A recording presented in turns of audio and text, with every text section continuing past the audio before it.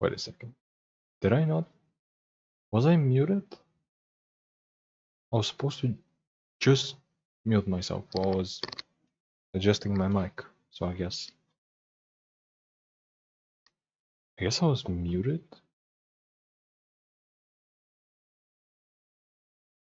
Damn.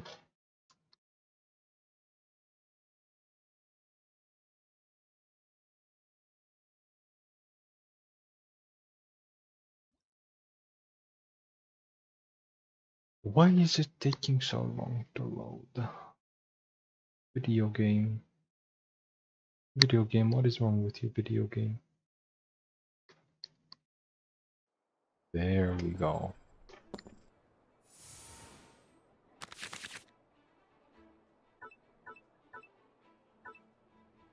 I mean...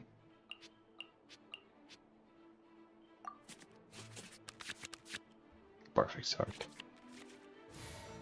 Perfect start. Anytime, any place. What?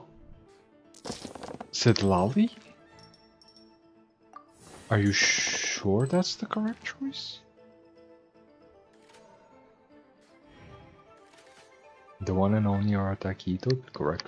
Yes. That is him. That is him right there.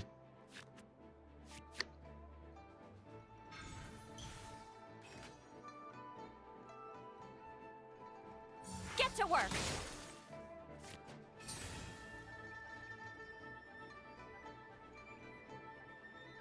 Okay, they didn't equip anything, so I can fix my dice.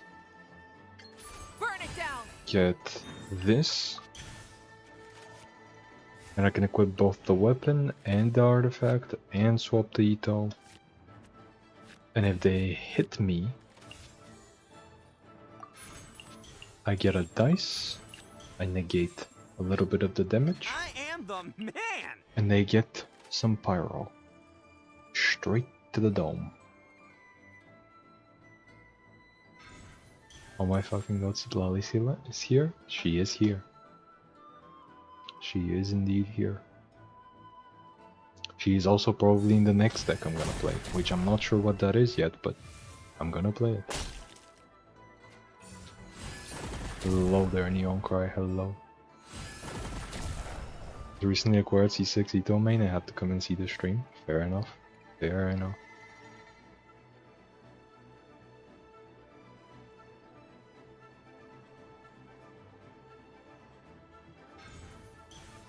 Oh, they're equipping that.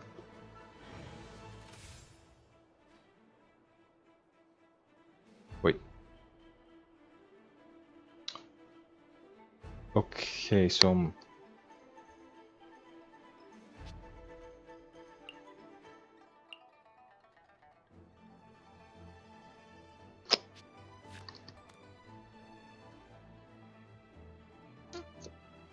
yeah, I'm risking it. I'm risking it. It should be fine. It was indeed fine. I don't care about discarding the 2 costs that are currently in my hand. I don't need the second weapon. And I don't need the treasure. Oh my fucking god, a C6 itto main? That's crazy. That's it. C6 anything is crazy, yeah. Or any 5-star. I don't think I even have C1 of any limited 5-star. I have Child's Weapon. That's about as far as it goes. They got another one? They got like a... Damn, I wasn't expecting them to skill again. Let me draw some cards. See what's in here. Let me make it impossible for them to swap. Which shouldn't be that much of a problem because they have the technique on Mavuika, but... yeah. Now I have a better target for the discards. I was hoping I would top deck that the end of last round, but this is also fine. I just got a normal attack. That's gonna apply some pyro. At the end of the round I'm gonna crystallize off of that. If they swap, I can just normal attack again. There we go. Also, I'm gonna pizza. There we go. I'm gonna normal attack, get a crystallize. Next round, I get the burst.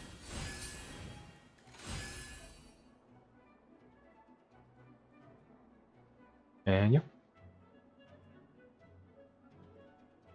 Probably the biggest waste of 580 pulls of it I'll ever do, but I love him too much to pass up the opportunity. That is completely fair. I love him in the TCG. So, it's not quite the same, but it's something.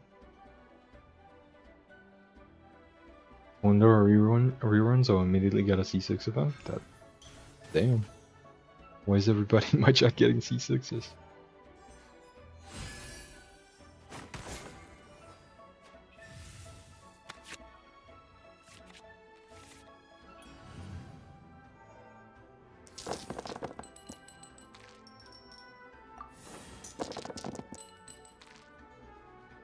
I love it when my dice are terrible. It's just so cool. I just love it so much. Thankfully, I have Woven, I have Millilith. Here I get to burst. Who wants some of this?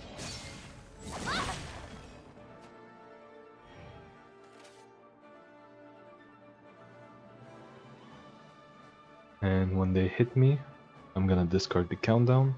Then when I use a skill, I'm gonna draw it. It's gonna cost 2. It's gonna fix my dice. And life is good.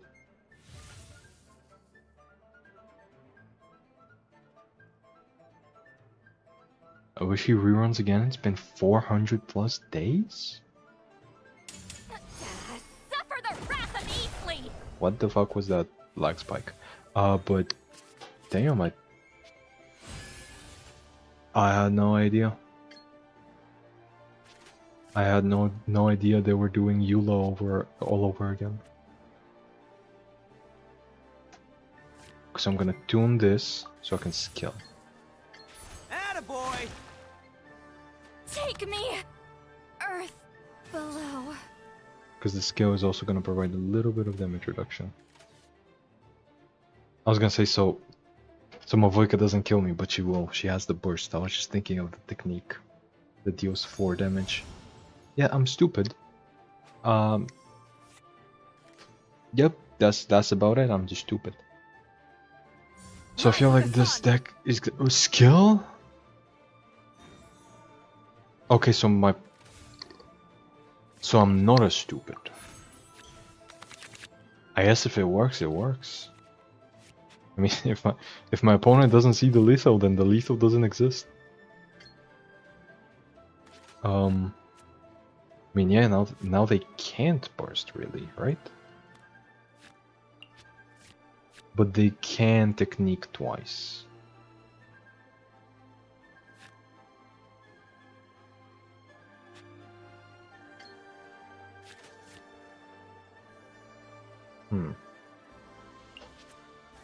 Let me draw a bunch more cards. And then swap to I will Noel. protect you. But yeah, I definitely need to tweak the deck a little bit. I am a little bit lacking in survivability, which is surprising, because this is basically just an existing itto deck, but with...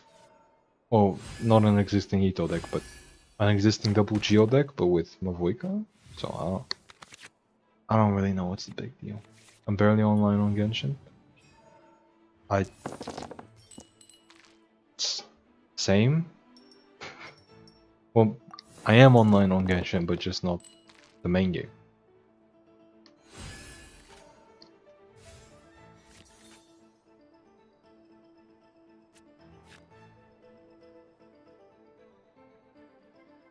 Okay, so if I first, I definitely gotta play Mao and the food. The soup.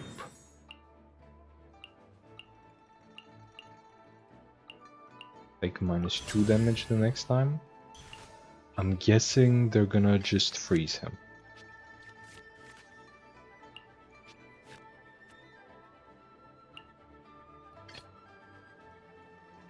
Actually, what if I swap the Movlika first? Let's see what they've got.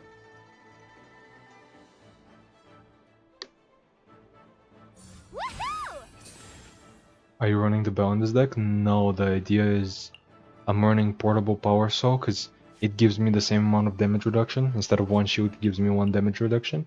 And it gets to discard Movlika's Bike. That's the idea of the deck. Light it up. Like, that's specifically why I'm running Movlika with Itto. That and passive, obviously.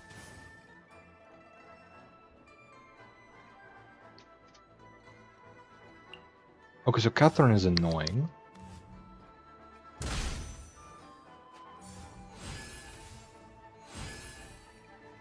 So how much does he have? 2, 5, that's 7. That's 9. Let's bump that up to 10, right? Yeah, that should be good enough. Step aside. Itto's back in town. Hell yeah. Good for you, Itto.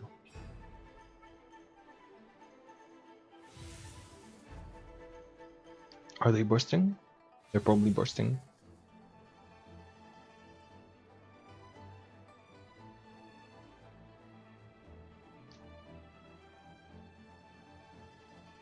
I can...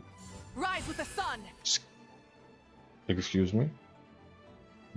Are you not aware of what your burst does?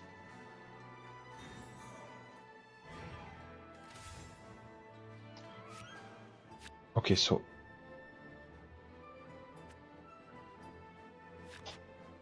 What? I guess I'll just normal attack? That wasn't even a charge attack. I was expecting them to hit me and for me to use the resonance again, get to an even number of dice so I can charge attack, which will be cost reduced, down to 2, so my next attack will also be a charge attack, and I'll take advantage of both the cost reduction and the damage buff. But, no. No, they're just not gonna hit. You already have the quick swap. You don't need to play a second one. Unless you're gonna quick swap twice. Which would be a really bad idea. I am so confused right now. Also, they didn't hit me a single time that round. So I didn't even discard the countdown or the bike.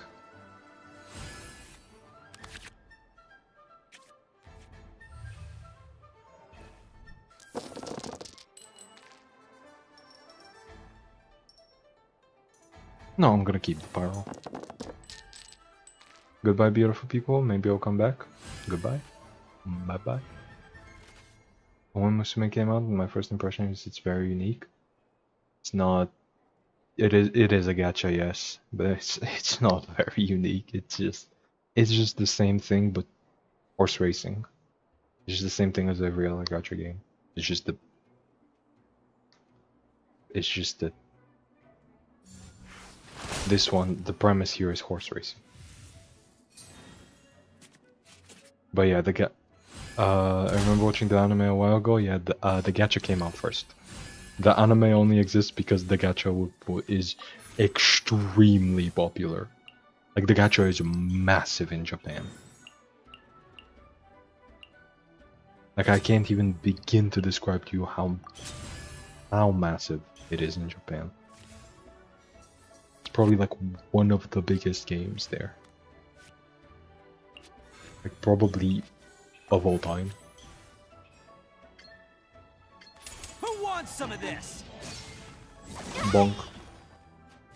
What kind of guide falls behind?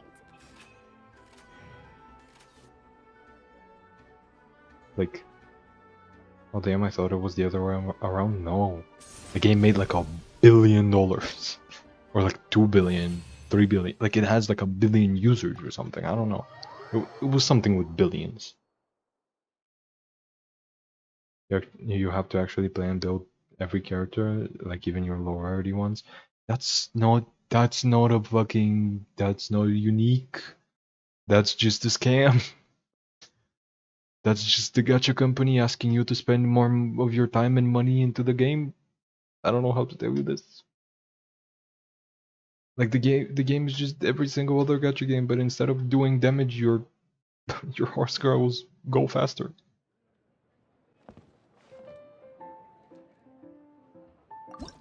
It's still a gacha game in every sense of the word.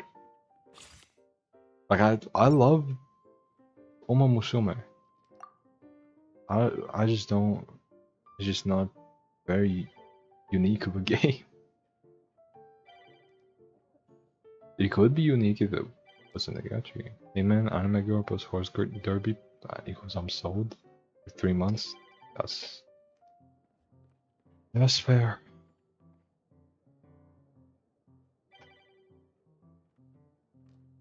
Having to build every unit you get doesn't sound very fun. Yeah. Yeah, I never said the gacha game is fun. What the gacha game is good for is making the anime exist. I mean, a lot of people love it, and it's not like terrible, cause like it's by Cygames. You don't need any currency to build them though. You need your time. At least try it out for a day. Why are you on 2 accounts? Why the fuck are you watching on 2 accounts? But yeah, like I know what it's gonna be like. I have played Grand Blue Fantasy. It's by the same people. Like yeah, it's probably easy to build them, but I don't. Why the fuck would I play Uma Musume when I can just watch Uma Musume? You know what I mean? I don't need to do it.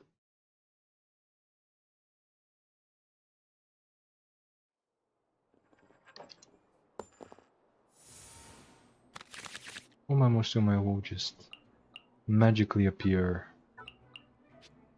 in my recommendations anyway. I forgot her name, but Ready to ride. But like the one that like sings the mambo song, she's stuck in my recommendations. I can't get her out. Every day she's there. She's just there. At least once a day she's just there. Is it PvP? It has PvP.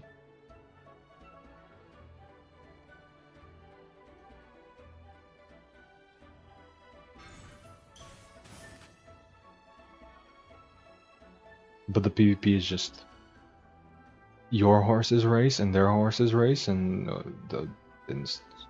they race. That's it. They just race. The gameplay is literally just increase your stats and then the horses race, and the bigger stats usually win. Usually, not always, but usually. That's it. That's what it's all about.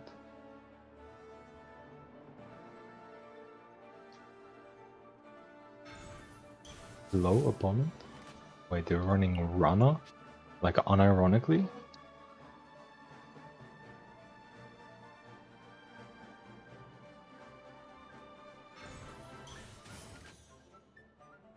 Go.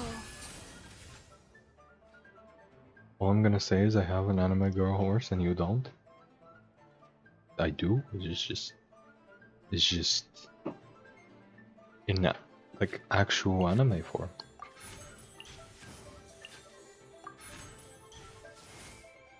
What are you cooking GITCG today? Itto. Let's just give it to Moloch.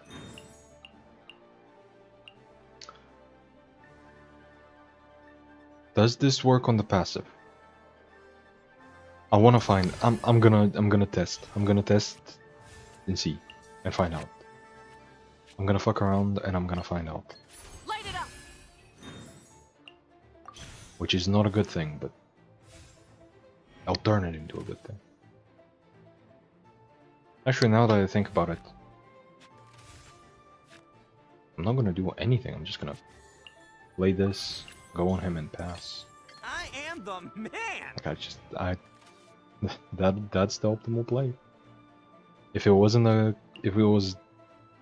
Yoo-hoo! anything, honestly, I should have played it on him and giving him damage reduction. But I was hoping for the cost reduction. I don't know why I gave it to Mavik.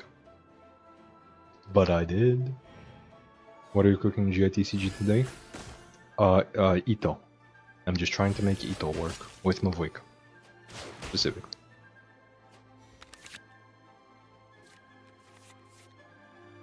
It's just Itto as usual.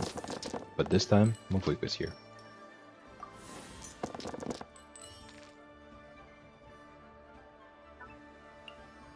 That is the most normal double geo stall mid-range kind of deck, but it has Mavuka now.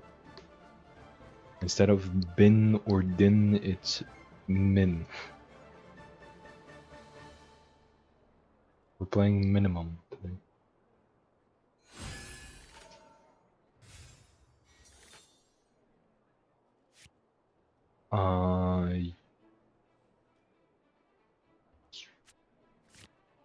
Okay, so first I'm doing the pizza for sure. Why is it laggy? Why is it laggy? Why is it laggy? Anyway. I play the Claymore. I normal attack. If they hit me, they get hit with 1 pyro, and then they give me extra damage. So they better not hit me, because it is bad for them.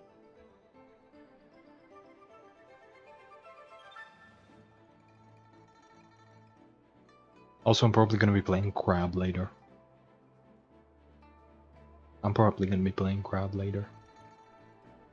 And I played Narwhal earlier. So basically the 2 decks everybody's playing and then Itto. But yeah, I played, as in earlier I mean I did a recording. Because I had to get something for today, because I didn't do something yet, because I didn't have something for yesterday. Because I was busy graduating and applying for universities and everything. Crabwood Sitlali, yeah. Yep. Right now in case you haven't noticed, I'm literally rotating the characters. I'm literally doing Mavika Sitlali Chaska, Mavika Sitlali Chaska, Mavika Sitlali Chaska. So the next one's Sitlali, and then the one after that will be Chaska. Let's play Geo Arsonist just to make proper use of my dice.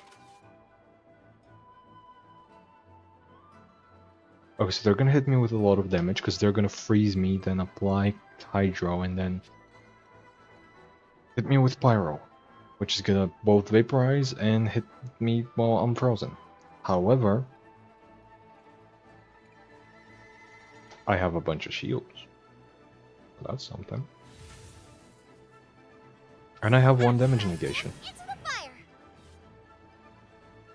Unfortunately, my summon is gonna go first before theirs. If they went first, then I would be negating 1 more damage and getting a shield. But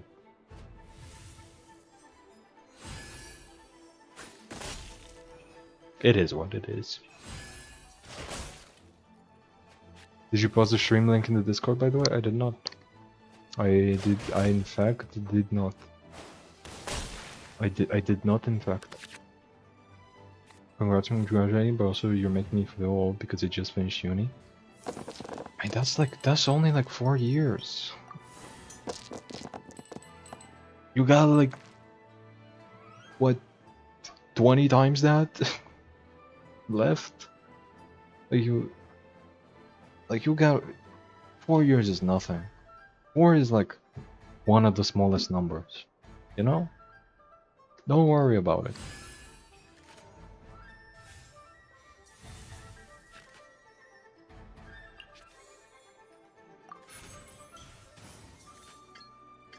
Attaboy!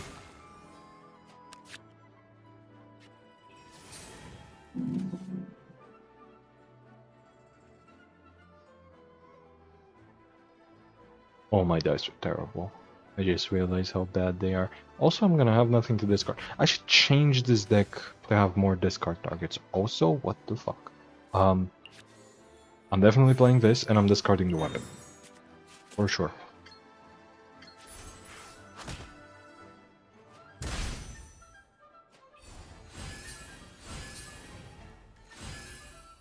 Can you hear that? Can you hear the rain? No, it's not picking up on my mic, but yeah. The rain is knocking very loudly on my window right now. 4 years feels like a lot when we were young. Yeah, no. It's one of the smallest numbers. It does not feel Ready like to a lot. ride. It's like literally one of the smallest numbers. Like it's hard. It's hard to get a number smaller than that. So can the rain stop, please? Rise with the sun. It's summer. It's like 30 degrees. Actually, how much is it outside? Yeah, it's 34 degrees. Rain. How the fuck did that happen? How did you even come to be? How did you manifest? I am the man. How did you take this form? Is it a good idea to go on Itto? Is he gonna die? I think he's gonna die. But it's too late. I already swapped to him.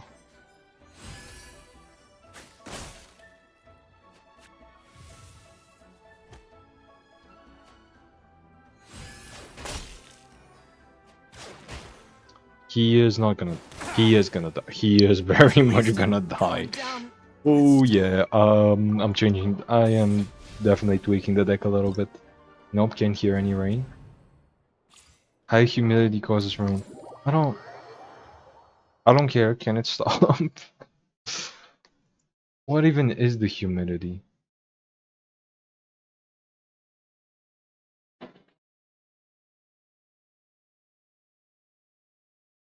Moderate thunderstorm warning. Thank you for that. Yeah. Yep, he's very much dead. Seems like it, yeah.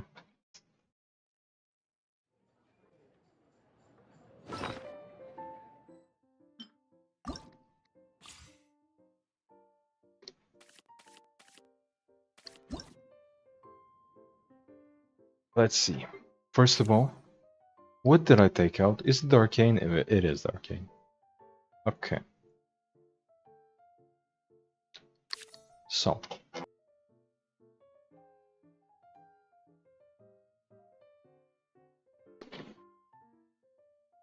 What the fuck is with this rain? It's like actually louder than it has been recently in general. What the fuck? Why today? Humidity equals how much water is in the air. I know how it works. I know what humidity is. I know how rain works. I just don't want it to work that way right now. Because I can barely hear myself, and the whole point of a stream is to talk. Or at least this stream. Anyway.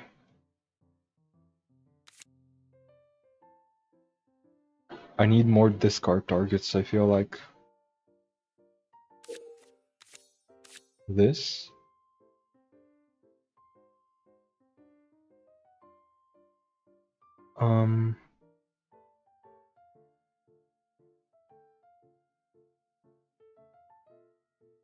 Just one copy maybe? No, it's gotta be two, right?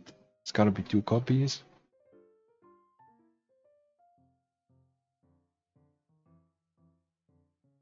Do I need Vanarana? I don't, right? I mean, it's a really good card, but maybe I just don't need it.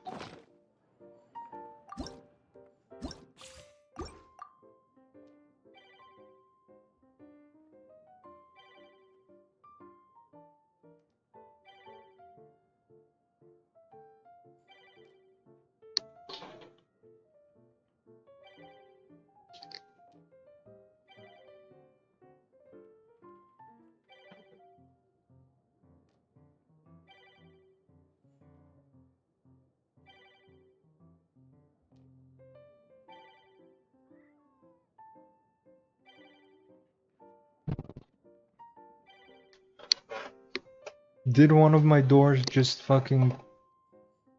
Let me go fix something.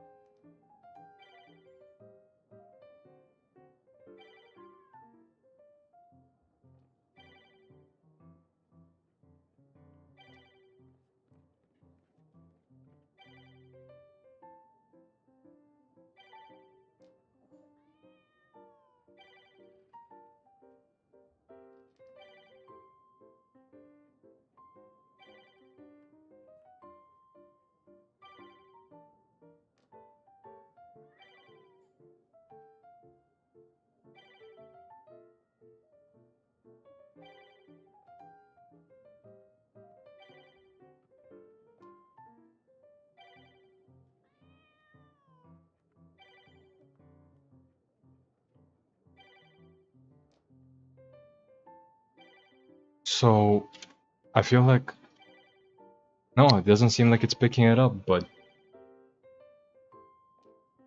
I think it might be a hail. Actually, I don't think it's just rain.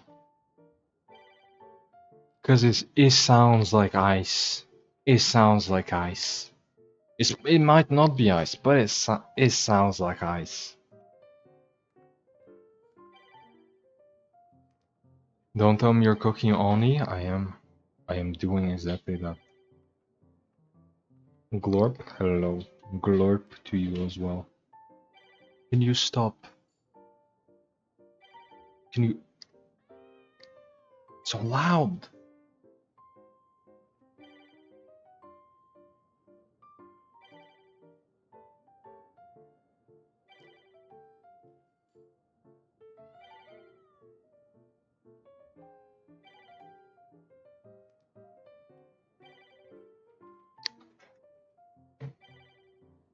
Nobody plays matchmaking going on. Give it up and just play arena. I know.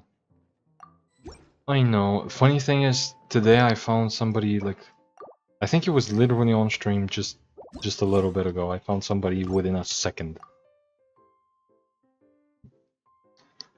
Oh yes, the maid without the extra HP.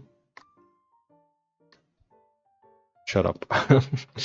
I mean, probably. To be fair, it would probably be better if I just stuck to Noel. If I just played Noel instead of like if I went on Noel instead of Itto first, and he was like backup. He's probably better that way. Also, wait, are they playing the stupid deck? They're playing the stupid deck. They're playing. Wait, something's missing here. Who was the third character?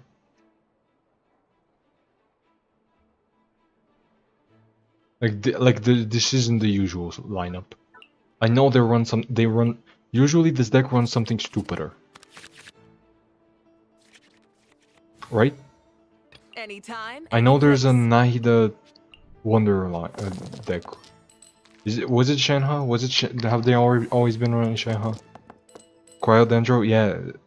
No, it was Shenhe. Because the idea of this deck is first of all, Nahida and Wanderer for the funnies, because you know it's Nahida and Wanderer.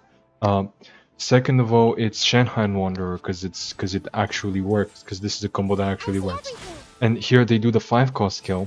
They set up Shenhe's Cryo and then they swirl it for like 3 AoE damage or something. It sucks. This deck actually sucks. Like it's not. I'm not even gonna pretend like it's good. Like it's just that bad. It's actually terrible. Like genuinely horrible.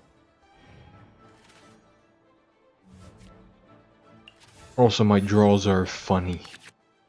That's the best way to describe them. They're funny. But yeah, Nahida's not here for the Dendro. She's here for the seeds.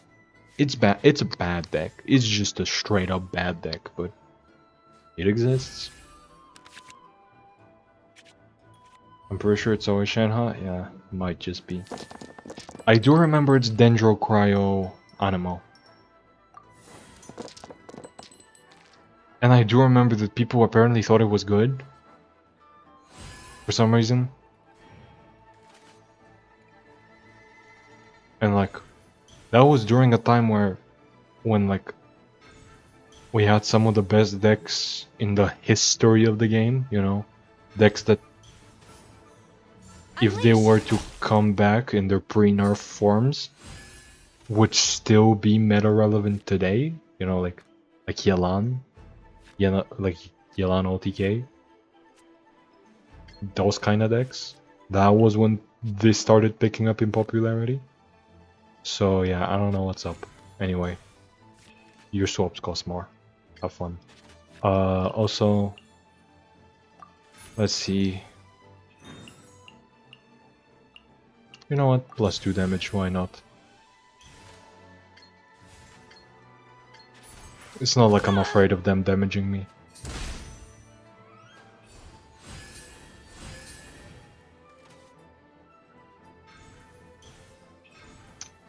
Lotus Flower Crisp. Okay. See, that's not good for me, but that's like better than you'd expect, because now I can normal attack, reapply the pyro, and then I can burst to crystallize it.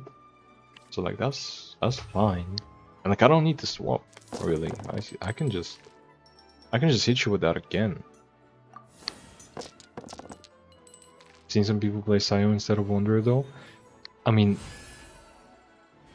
that would be better. That would be better. Unleash.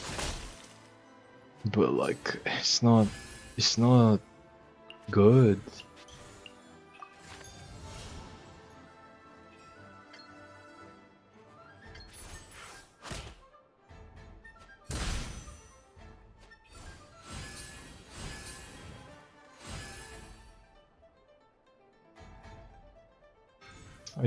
I need to tune 2 cards here. I think Your master's bidding. adding these in was a mistake. I don't think they are good. I think I have enough targets. I think I just wasn't seeing them. Like, they're not good in this deck. They're like, this is a really good card, but it's not for this deck. Time to clean up. Like, look at them now. They're gonna get like 1 extra dice and they're gonna skill me and they're gonna deal like 3 damage. Well, 3 damage AoE, but it's 3 damage.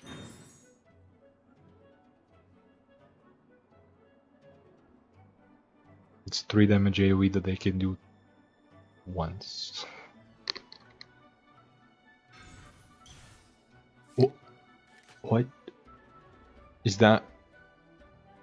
I don't think that's even good. Like I mean, I guess it's fine. Like it is a. No, it's not a combo deck. They're running Serene and Mamere. Is it to throw back the useless cards that you get from Serene and Mamere? Is that why? I actually don't understand.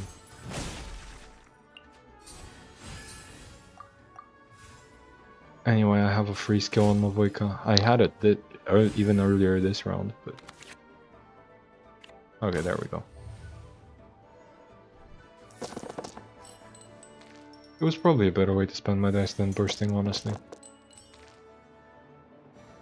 Like swapping, skilling, and then bursting, but not normal attacking. That would have maybe been better. I don't know. But on Serene in this deck, I don't know. The wind rises. They're the expert. Like 2 damage, and then 3 from the seed. But yeah, I'm not the expert on this deck. Also, why did she take 3? He took 2. She took 3. Why is that? That don't make no sense to me.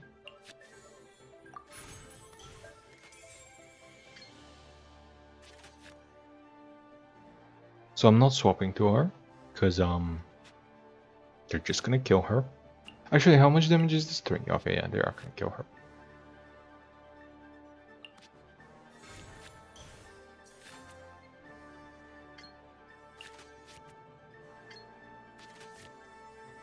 Yeah, I'm just gonna normal attack.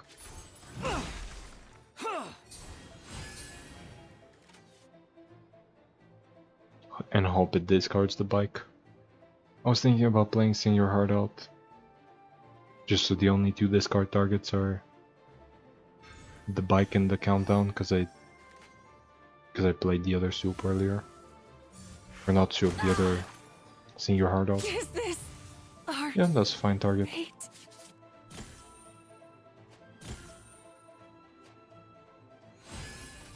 I can double normal attack or I can burst normal attack. And I'm gonna burst normal attack. Time to clean up.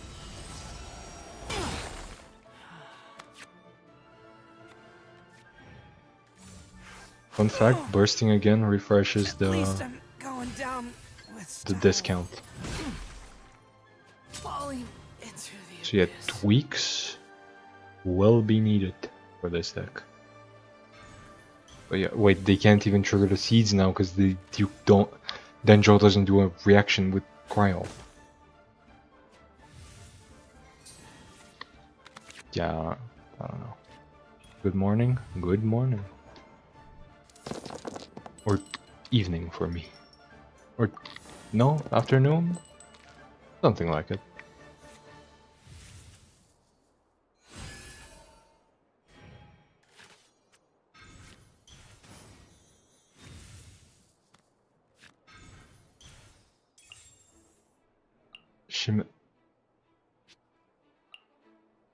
Shimanao is plus Make yourselves at home. what?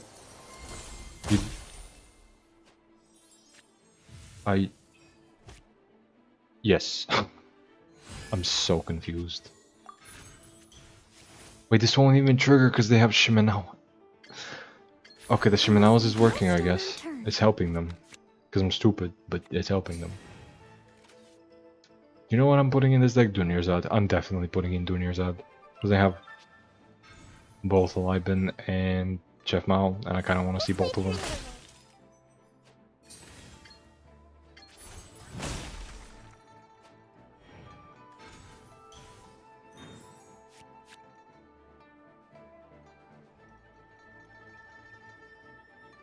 If I didn't play this, I could skill Pizza. I mean, I can still like count down Pizza. And that's fine. Right? For Danger. I have Millilith, right? Yeah. Yeah, I can just Pizza. Count down. I'm gonna heal up to 5. I'm gonna get the Millilith shield.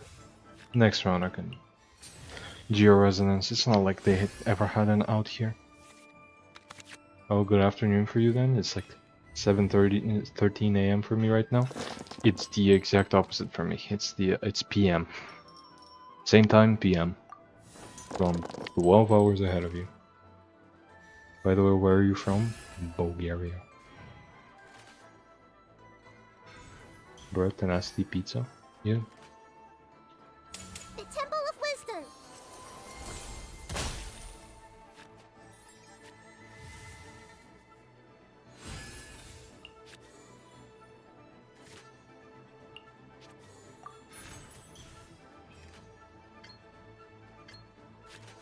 I got a tuna card to burst here. As a dutiful maid would.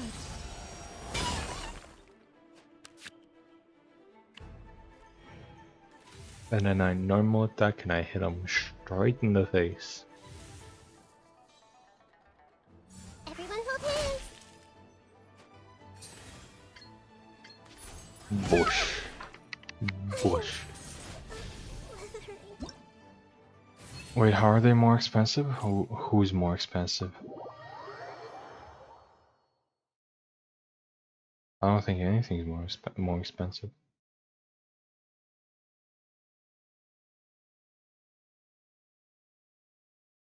I'm from West Coast America, I figured, yeah.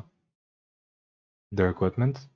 It's 3 and 3, that's 6. I have 2 and 3, that's 5.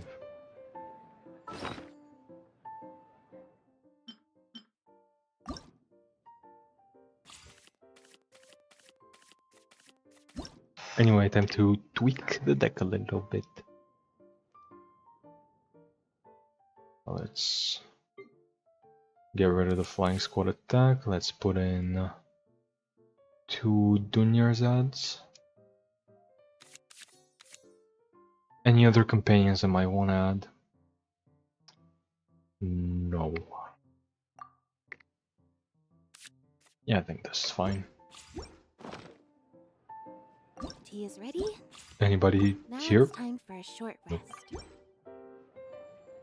you like anime? Yeah? Yeah, I do.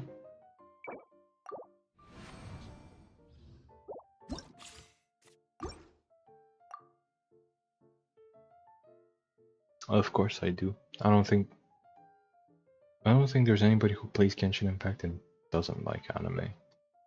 That would be a questionable. What am I looking at?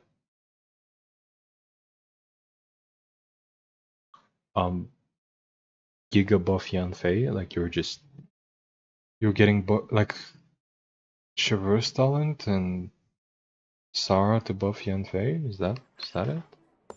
What's your favorite anime? Mine is Bleach. Probably Inazuma 11? Maybe? Probably something of the sort.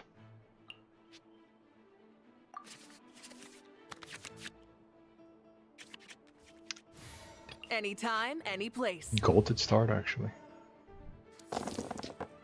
So I'm spending 2 pyro, so I have 6 left over, 3 on Liben, so I have 2 left over, 2 on portable power, so 1 left over. Strategize. Okay, but I gotta start with strategize. Quiver! Just in case. Just in case it alters my play. And it kind of does. So I'm definitely playing this. Definitely playing this, I'm definitely playing this.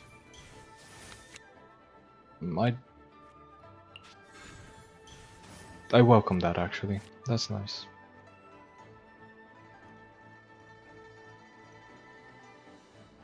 Yeah, I'm just doing double Liben.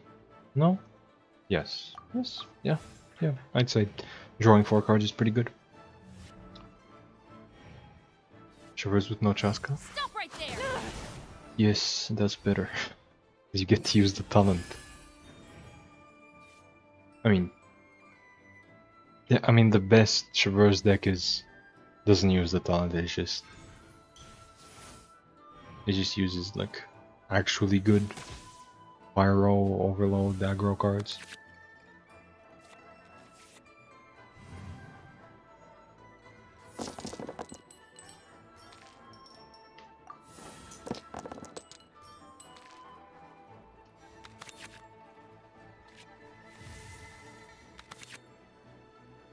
Seriously? No Mao? So I'm out here discounting nothing? That's a little sad.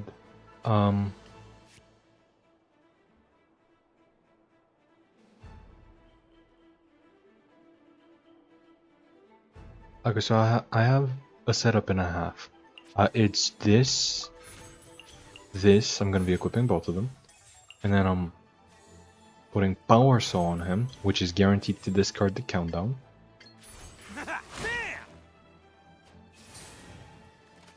And they're gonna overload me. So up me to Noel. Which doesn't give me extra dice, right? No, it does not. Here... I don't think there's any reason to swap back to him. I think I'm just gonna give him pizza. I think I'm gonna just use up the Geo Resonance. And I pass.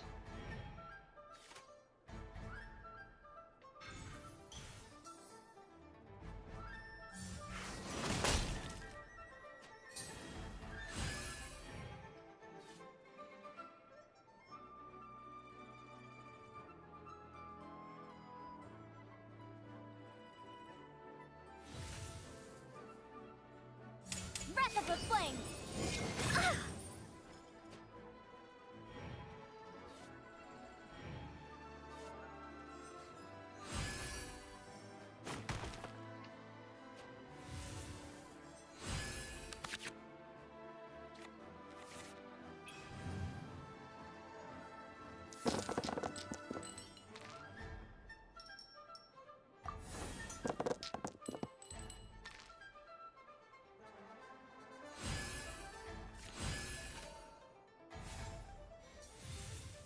Okay, so I'm definitely playing this, looking for Chef Mao. There's one of them. One is about as many as I need. Oh, that's the 2 of them actually. There's 2 of them. I lied. I am a liar. Yeah, I think I'm gonna reduce the cost of her. Just her. As a character. She's gonna cost less. Getting a Geo here is actually hilarious. I'm gonna fix the other non-Geo into Geo. I can hit him with Falls and Fortune.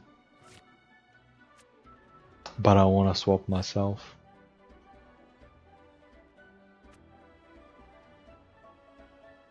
There's a way to do it, right?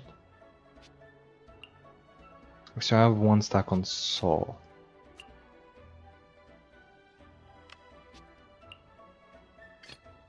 I am the man. I have a plan.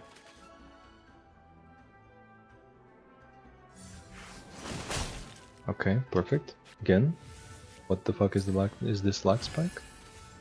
I know I gave her the damage reduction, but whatever. Let's make swaps cost more for them. Then I can Ushi. I drew 2 cards that I absolutely did not need.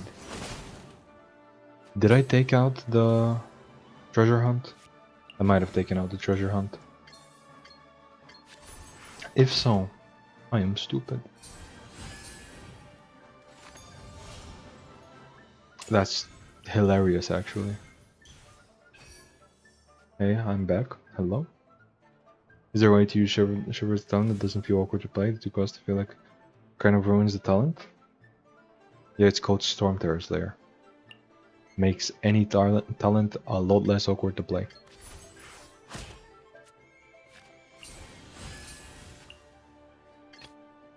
As you wish.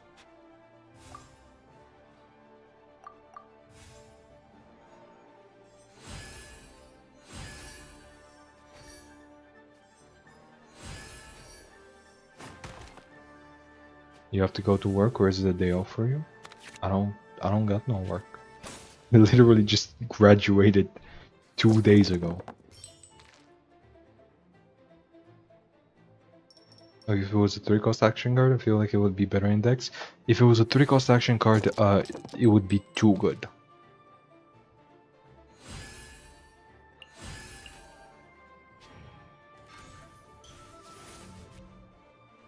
Or at least like Citlali's 1-cost talent, they kind of make the same thing. They do. The problem is, Citlali's 1-cost talent is like the best talent in the game. It's like absolutely overtuned. I mean, I guess it could be worse. It could definitely be worse.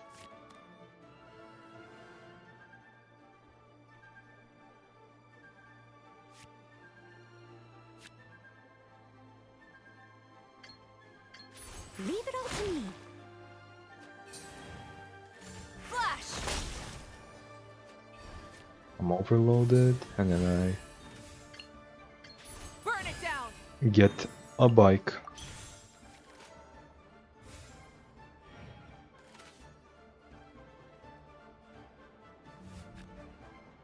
And I swap to Itto, I and am they the hit Itto, man.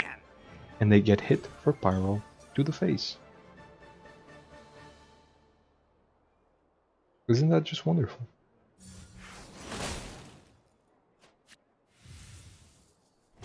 I mean, I could have also discarded the Sing Your Heart Out. It is very much possible, but it did not happen. And that is not luck, that is pure skill. No, it's luck. It's luck. It is luck. I don't burst, right? No, I don't. I just count. Attaboy.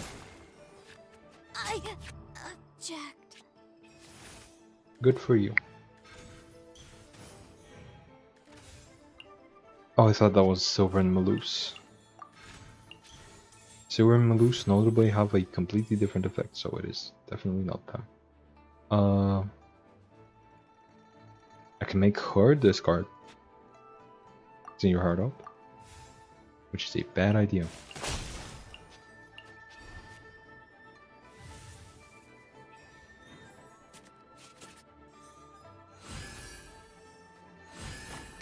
Because I'm pretty sure I don't have any more foods in deck. No, I do. I lied. I definitely do.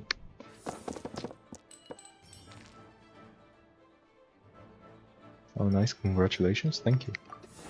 Thank you.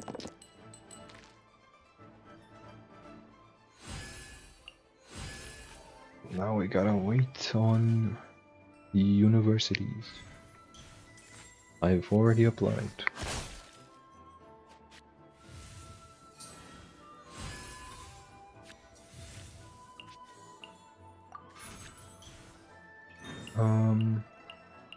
Yeah, cost reduction.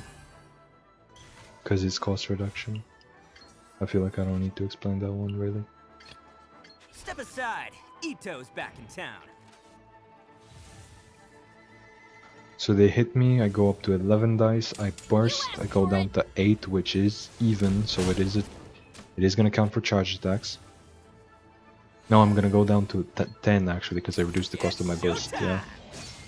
Going down to 10, which is even, so it is the appropriate amount for charge attacks, and yeah.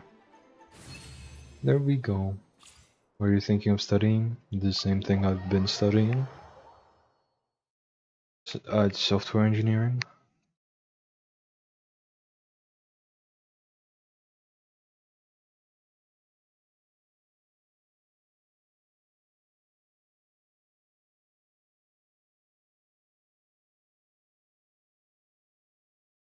Also the rain just stopped, by the way. It just stopped at some point. I didn't even notice when. But it's just gone. It was there for 5 minutes. It was really loud and aggressive. But then it just disappeared. Okay, so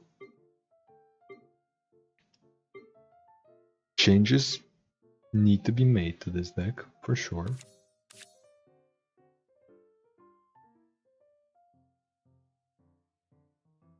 But what? Because it's like, is it this? I feel like it's that. I feel like it's Millith, unironically. What if I go more discard heavy? No, if I'm going this discard heavy, actually I could do this.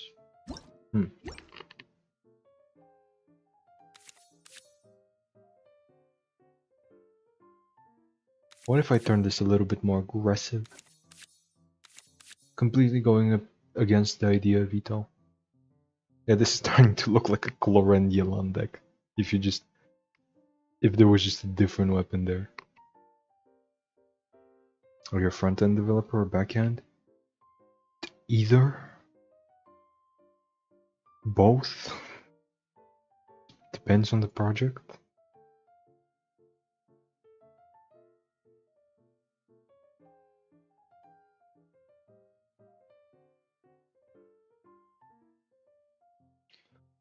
Best viewers on streamboot.com. Remove the fucking space. I'm gonna remove I'm gonna remove you from existence.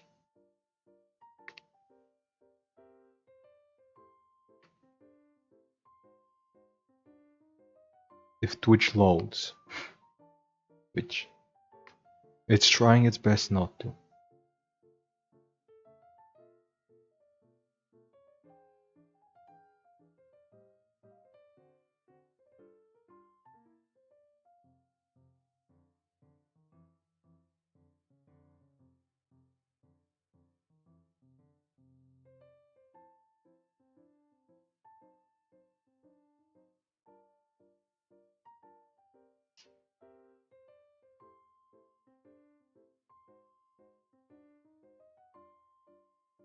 Okay, bot banned. Bot is banned. So I'm removing Lipen. I'm definitely putting in 2 changing shifts. I'm removing Dunya's out. I'm just keeping it at these 2.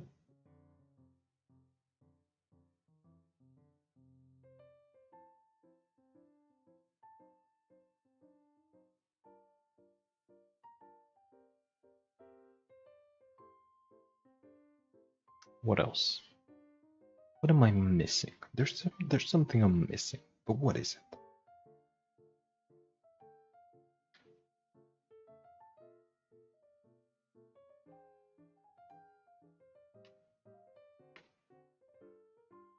Bots are getting desperate these days? No, I don't think they're getting desperate at all. I think they're just sending this to a billion chats. It's just mine is included. They're sending it to whoever they can. That's not desperation. That's I guess efficiency, in a way.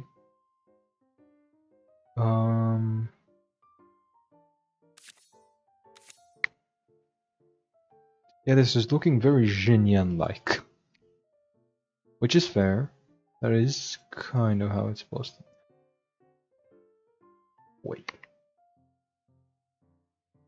I'm gonna save it for now. I need to empty up a slot, which means I'm getting rid of, let's say, this. Let me find the deck code real quick. I have an idea.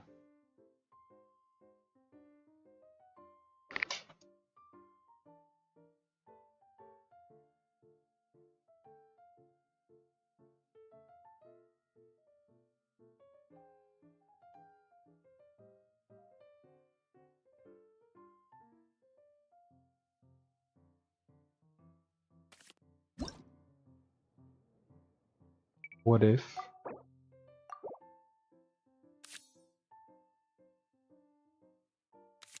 What if? No. Instead of him is Itto. I know it's completely changing the idea of the deck, but whatever.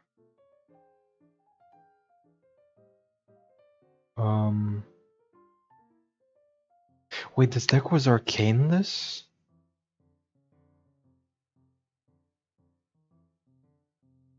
Wait, this deck looks like a mess. What the fuck? Will you cook or burn the kitchen? I don't know. I probably burn it, to be honest. Yeah, let me look at other Yai decks. Maybe like an actual, maybe like this, you know, but obviously change the characters.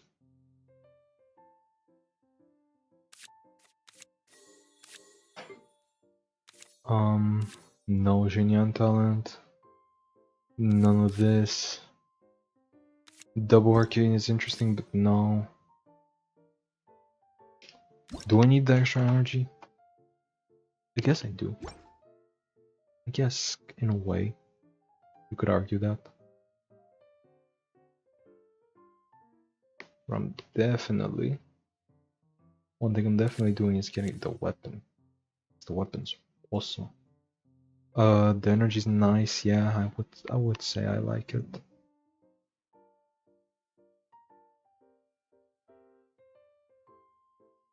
I guess this is gonna be a similar idea to the Sitlali deck. I don't need Geo Resonance. I need Woven for sure though.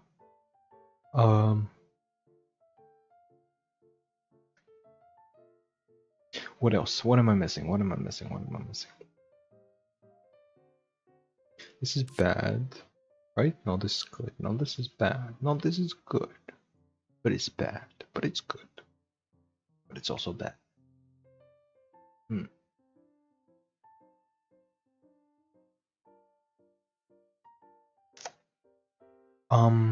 This, I need this. I don't know why the deck didn't have changing shifts before. I feel like that would be a very important card for the list. Also, I don't need a quick swap. I can swap slowly. I am allowed to swap slowly. I didn't change the character.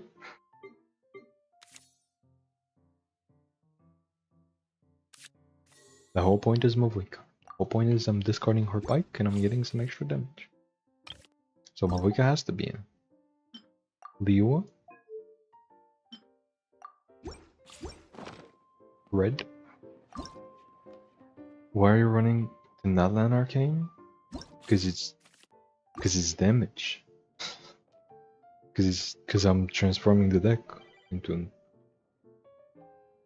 aggro deck, more or less. It's the same idea as the Sitlali.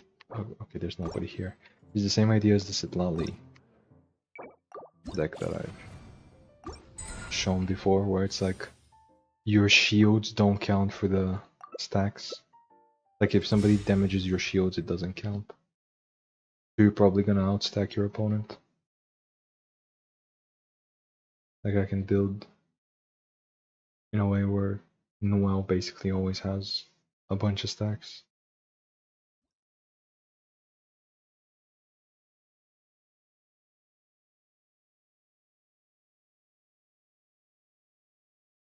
And it's like I don't have to spend 6 dice on round 1 to guarantee it. I can like actually start doing stuff on Noel. And like this is a perfect example. Like, can I burst round 1 with this? Ooh. No. No, I can't. I'm throwing away this, I'm throwing away this. Thank you, video game. Ready Thank to you. ride. I appreciate it. You are so considerate, video game. That is exactly what I needed. That is exactly what I asked for, and that is exactly what I needed. Thank you, video game. From the bottom of my heart.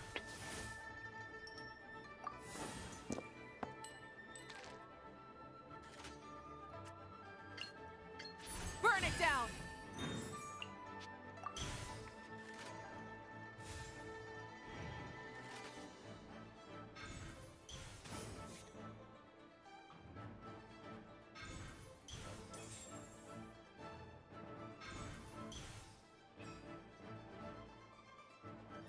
I was wondering how you were gonna outdamage the enemies if you hit shields. It doesn't count towards the arcane. My guiding stars. Negating damage also doesn't count. Fun fact. So the portable soul here will also protect me. Like, there's a lot of things in this game that just don't count for the arcane, I guess. Like here, I'm just gonna play it. Swap. I will protect you. What?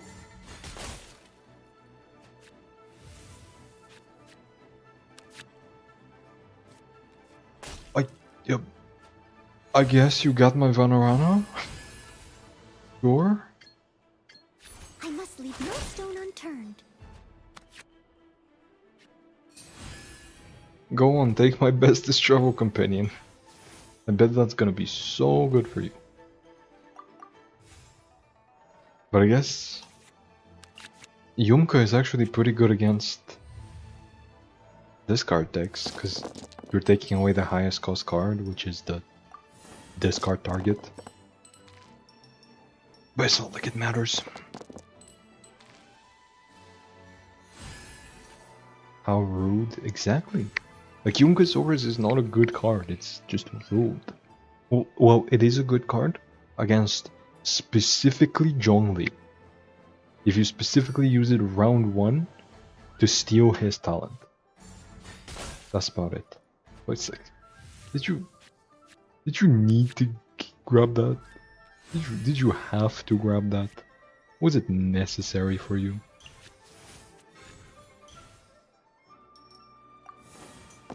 Please, more Geo. Even though I technically don't need more Geo. That's just normal attack. And then if they stay on Nyla, she's dead from my burst.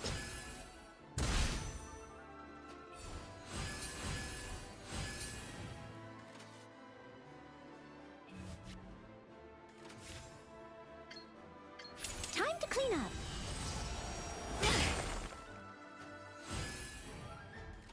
You can't run.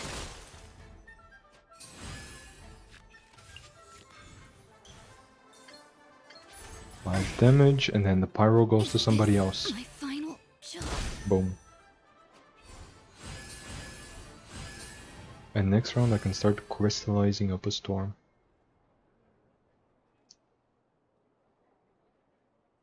Is their deck built around stealing? Whale. The -1 energy arcane also feels like a rude card to play, except it's good. It doesn't do anything, but it feels kind of BM when played. No, it does a lot. Against the right deck, it does a lot. Like, If Razor was still a playable deck, do you know how annoying it would be to like double normal attack on Xing Chu? And then as you think you can burst and you can swap, you've set up perfectly so you can get your combo as early as possible, and then your opponent reduces your energy by 1. That sets you back a turn. Like against burst reliant combo decks, that arcane sets you back an entire turn sometimes. This is just a dream.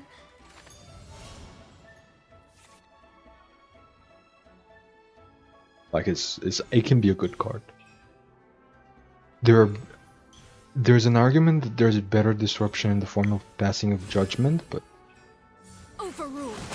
that's more like which deck card is the best for this specific matchup, you know? I'm just gonna normal attack, right? Yeah, I'm just gonna normal attack. Draw a card, that's a good card. I effectively have 6 dice to a normal attack with. Oh, they got the crit. I didn't even realize. I am a disgrace. Well, I'm gonna hit them in the face for 6. Doesn't matter. 5? Oh, because they negate 1. Fuck you. Wrath from the skies!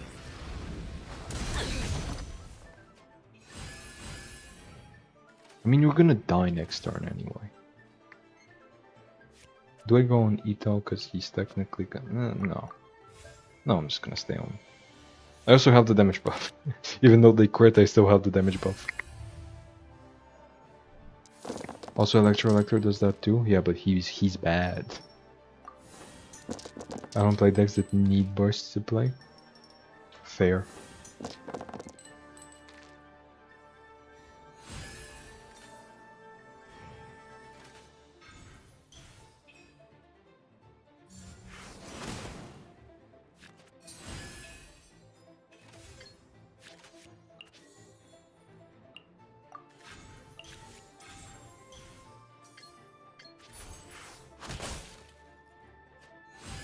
They're just gonna die from normal attacks. This is where you fall. No, is this truly where I fall? Oh no. Like they are actually just gonna die from normal attacks. On Mavuika. Like the reason why I started this deck, or I started making Itto decks just because I realized, wait, Mavuika's a claymore. Maybe I could do something with that. I can't. I can't.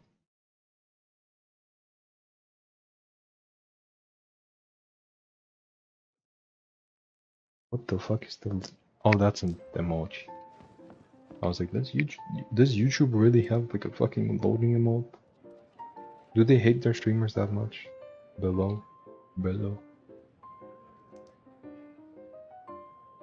But yeah.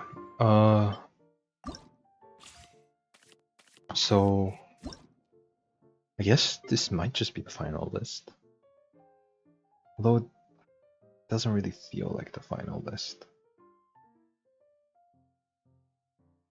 No, I guess it's fine, because with Golden Troop, that reduces the cost of weakest skill. You know, like...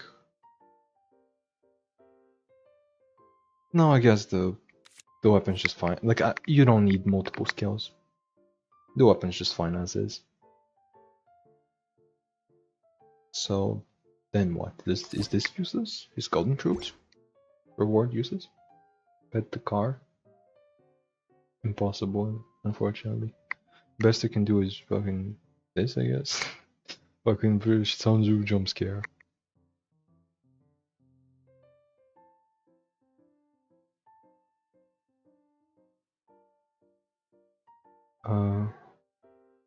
Actually I have a new image. Wait a second. Where is it?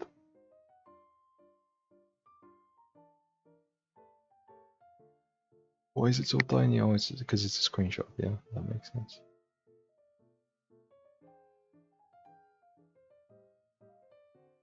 Fucking...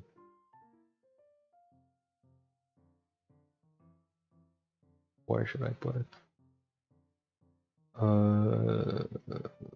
Unlock this. Yeah.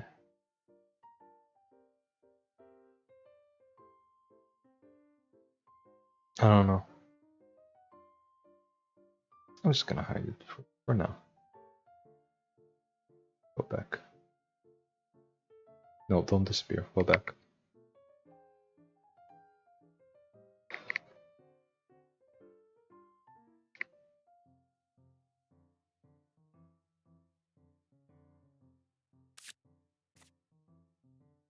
Oof.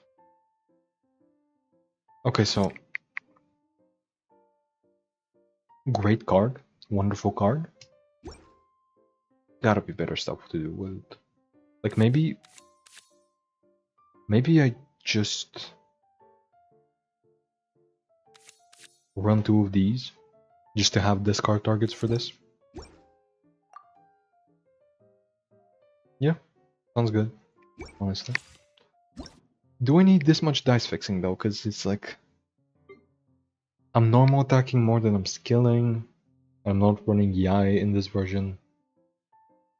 I'm running a 2-call skill, which is entirely different. Also, I gotta put them like this, more aesthetically pleasing.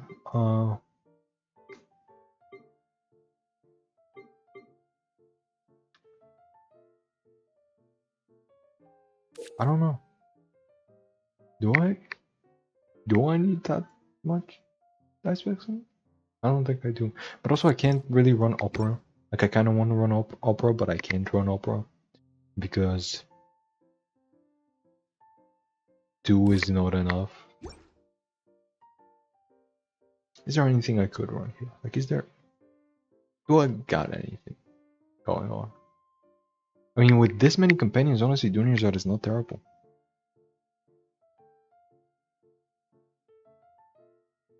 Like, I'm gonna be playing one of them for 1 cost anyway.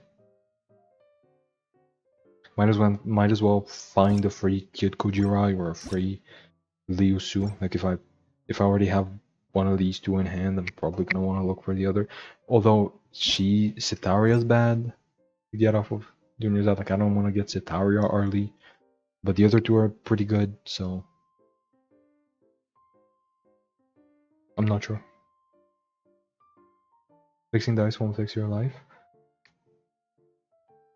but it is a good start.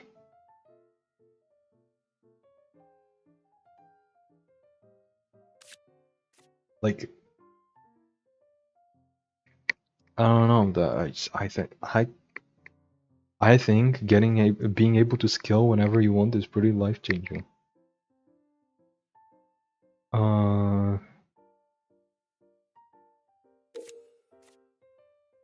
Genuinely, is there? Wow, aggro. I've never thought about how much aggro decks that don't need a bunch of dice just don't have any options. Like, wow. I guess I can remove this because I already have too many things in the companion zone, and I can just play this because I do have other forms of dice fixing for it, like during the round, or I can just use the dice for like normal attacks. Yeah, but like, wow, the option for like aggro decks that don't rely on specific dice kind of just suck.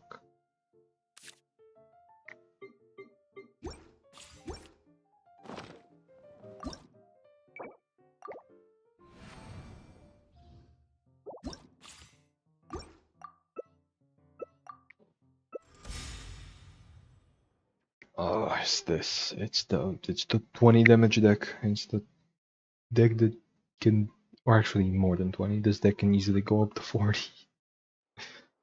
But it's unrealistic.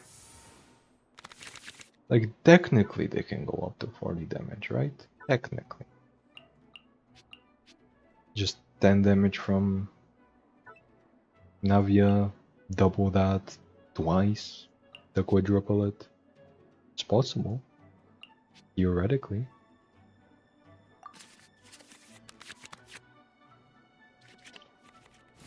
Oh wow. Ready to ride. Actually,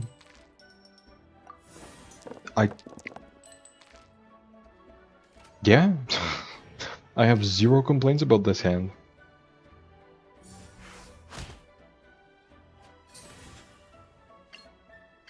Burn it down. I mean, I have some complaints about my dice, because it's not 3 Geo. I say that right as I throw away a bunch of dice fixing, and I say that I have too much dice fixing in my deck. But yeah, As you free wish. swap. I definitely should have played this earlier. But yeah.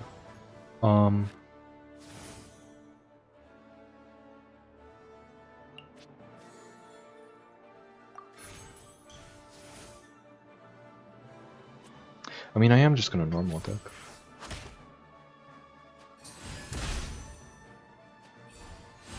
I guess if they don't force the discard out of me, I'm just gonna force the pyro myself.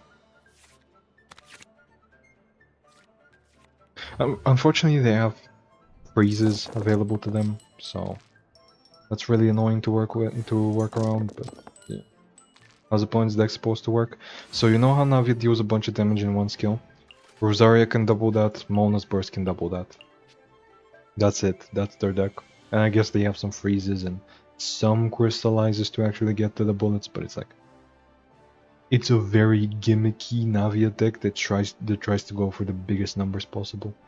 It's not actually. It's like when it works, it's really fun, but it works like never, like actually never.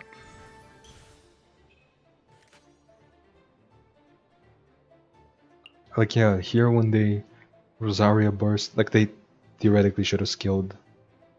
But yeah, when they Rosaria burst, they're gonna get what, a total of 6 chances to double their damage.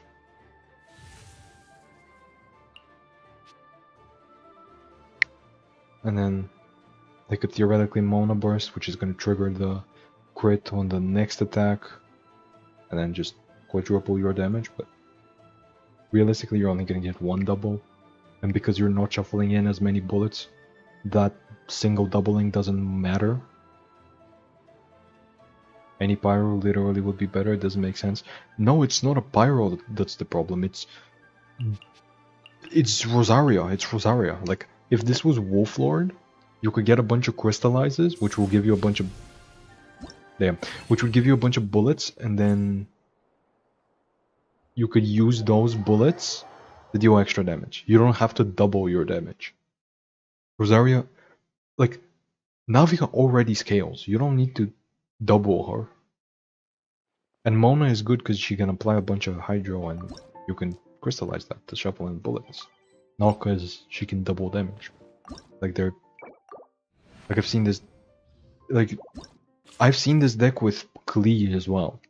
It's not any better. Hey, I'm back. Hello back. Welcome back. But yeah. It's like I have seen that. What the fuck? Okay. Not Sayu. Notably, not Sayu. I guess they're going all in on Mondstadt.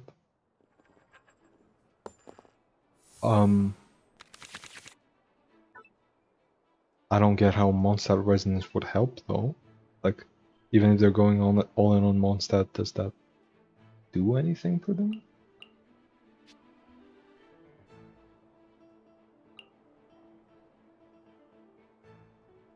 How much do I want Liusio? I guess a decent amount. He's not too bad. If I don't have the weapon. If I did have the weapon, he would be a lot worse. But I don't have it, so he is a lot better. So I love how when I keep my dice fixing, I get good dice. And when I take it out, or when I mulligan it away, I get the worst dice possible. I can never win. Shadows of fate. It's like I get the problem only when I don't have the solution. That's the game literally just hates me. That's the only explanation.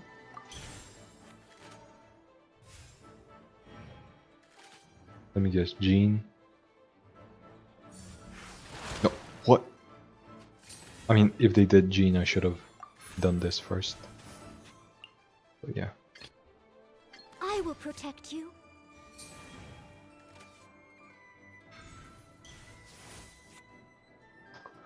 Yeah, this is literally just Sayu, but bad. Because it's not Sayu. And the reason Sayu is good is because she is Sayu.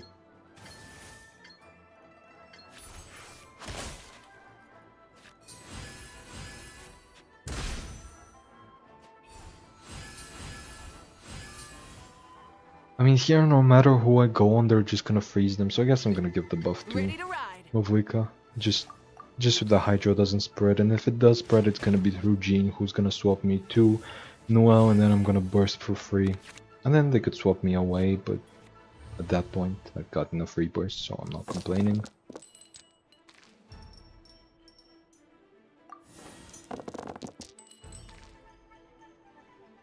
Dice fixing, just tune, bro. I'm afraid it doesn't. I was gonna say, I'm afraid it not works like that. I'm afraid it doesn't work like that. Cause like how do I fix multiple dice at once?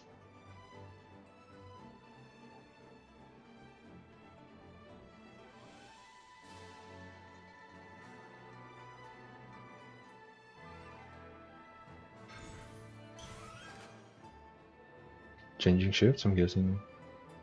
To Jean? I'm guessing you're gonna equip Gilded? No. Okay, so that's just bad. Like, I get why you're doing it. But, like, that's... I went on Mavuika specifically to, like... Specifically hoping that they would go on Yula. As you wish. But yeah, here I need to fix 4 dice. And I should have technically done it before swapping. But yeah, like, how do you fix all this with just tuning? Just roll better, the gambler's mindset. Yeah, I don't think that's an option. Tune multiple created cards. Okay, so I'm playing my mare, and then she gives me back 1 card. That's the same amount of cards. I play Serene, and she gives me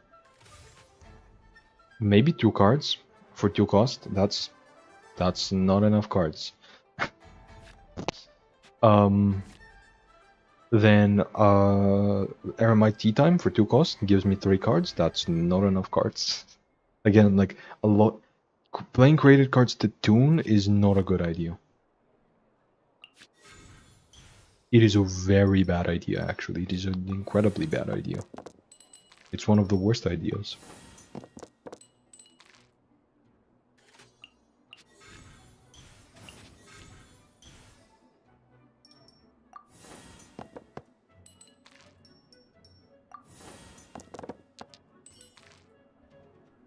Okay, so here what I'm gonna do.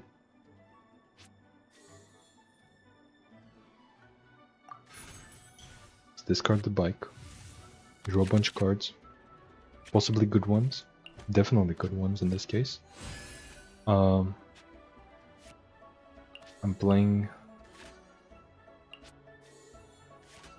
This changes everything, I think. It does.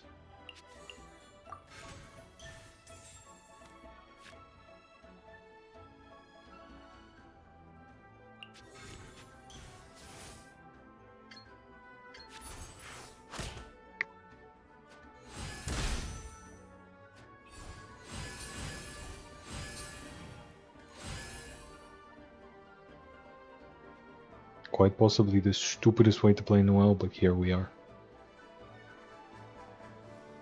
Decoration cards are better dice fixing? They literally aren't.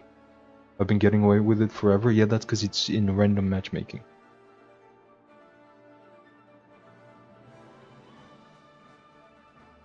Like, there's a reason nobody's running it at a tournament level. Because it's just not the best option. You know what is the best dice fixer? Dice fixing? Like, the reason nobody has been running it in a while is because a lot of cards have built-in dice fixing now. Like... Okay, fuck you. Excuse me? Fuck you. But like, Gilded, for example, gives you dice that you want. Conductors gives you dice that you want. Since we're on the discard theme, that's a card that fixes your dice. But it's like Lightbin, yeah. And combo decks never have struggled with dice. Like they always have something to spend it on. But it's like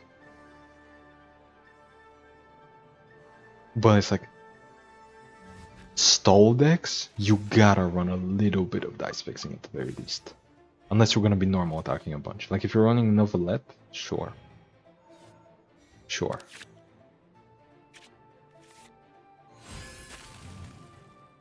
But it's like Grab has to run at least like one Fofonius library.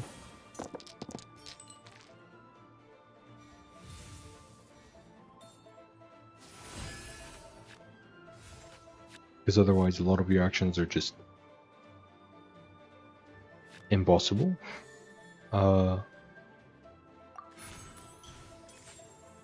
their Mona got the damage buff. Let's roll. Damn. I didn't realize that.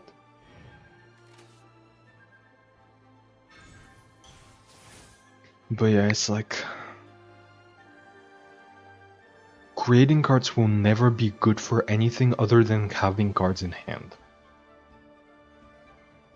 Well, unless they create specific cards, but that's a different conversation.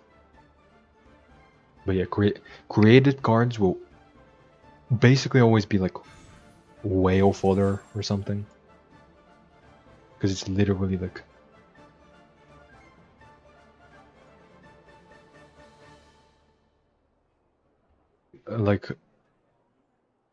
like whale just needs cards in hand to tune.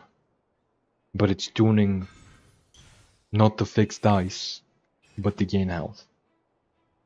Right? It's like if you need to fix your dice, like if you're running an aggro deck where you really don't have the option to like play good value cards to fix your dice over time, right? You have to go now. It's like there's nothing that fixes your dice better than dice fixers, because it's like round 1 you have 5 cards in hand. How do you fix your dice by tuning with just 5 cards in hand? Because you're not tuning away all 5 cards of your hand, but sometimes you need to fix 5 dice. And it's not like dice fixers are the most reliable. Who wants some of this? Some of them just don't give you what you need, but yeah.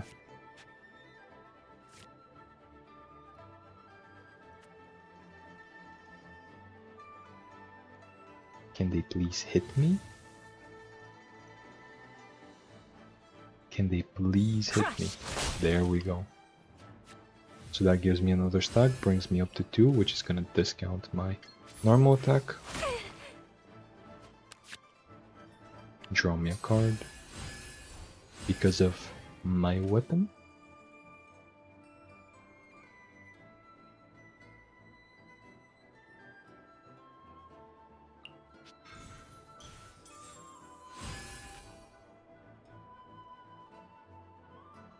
But yeah.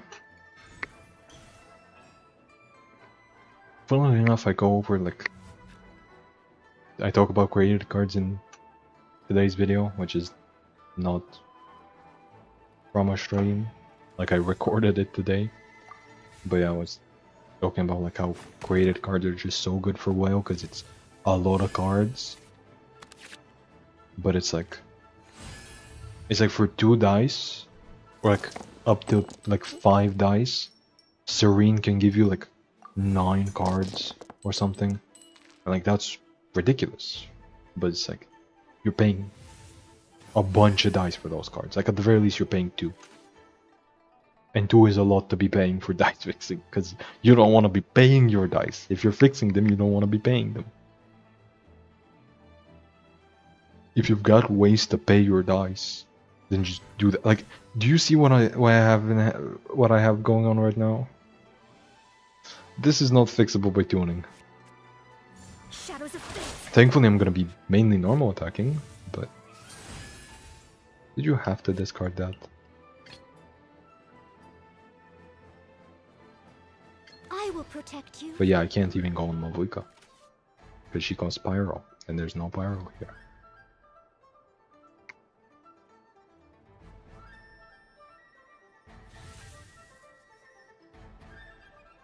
Fate is upon you. Double damage? Really?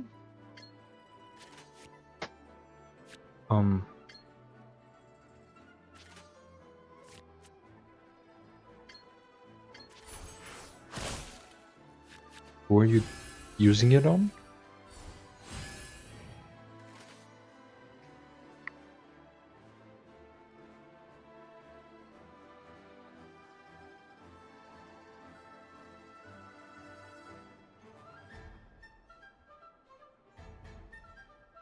Nice dice fixing, bro. Yeah, that's what I'm saying. I need it right now.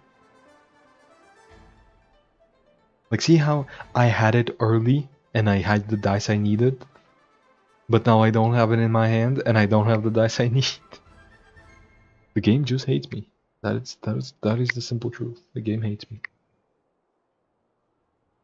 But yeah, it's like, it's not like creative cards would help my problem, would solve my issue here. Because it's like, how am I gonna create them? By spending dice? I was spending my dice on better things. Which, to be honest, it doesn't seem like they're better things, because my opponent is very much alive. And they're taking 3 billion years to think every turn, every round. But at least it's every round. At least it's not just like once in the middle of the game. If only your hand was filled with created cards, I would have been dead. My opponent would see me wasting half of my dice on creating cards, and they would just like save up the combo. They would have nothing to be worried about. And instead of freezing me, they would just go all in on the combo and they would kill me. Because they see I'm literally wasting my dice. Because created cards do nothing for basically anybody but Whale. Also, did they put... Anytime, any place. They just put Gamblers on Mona? And killed with Jean.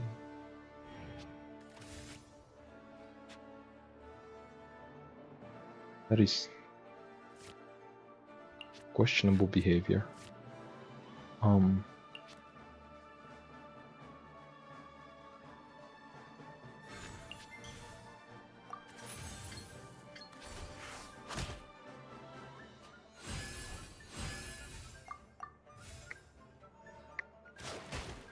But yeah.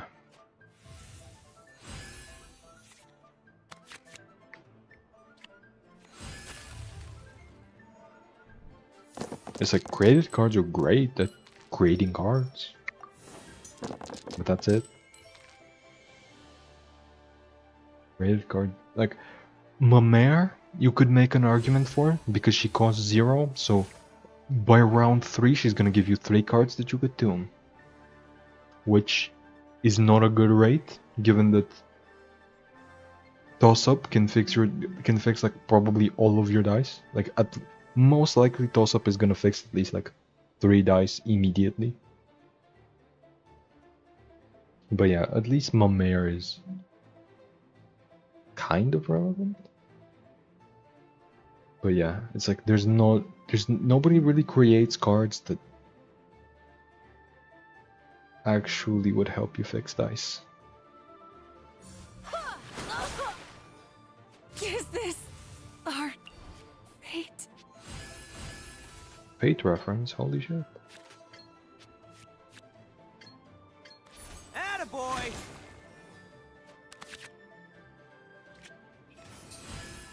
There's my dice fixer. Those could fix 0. If it fixes 0, literally just there's this button solves all your problems. You've had with toss up you've had 4 chances to roll. if this few of them actually land,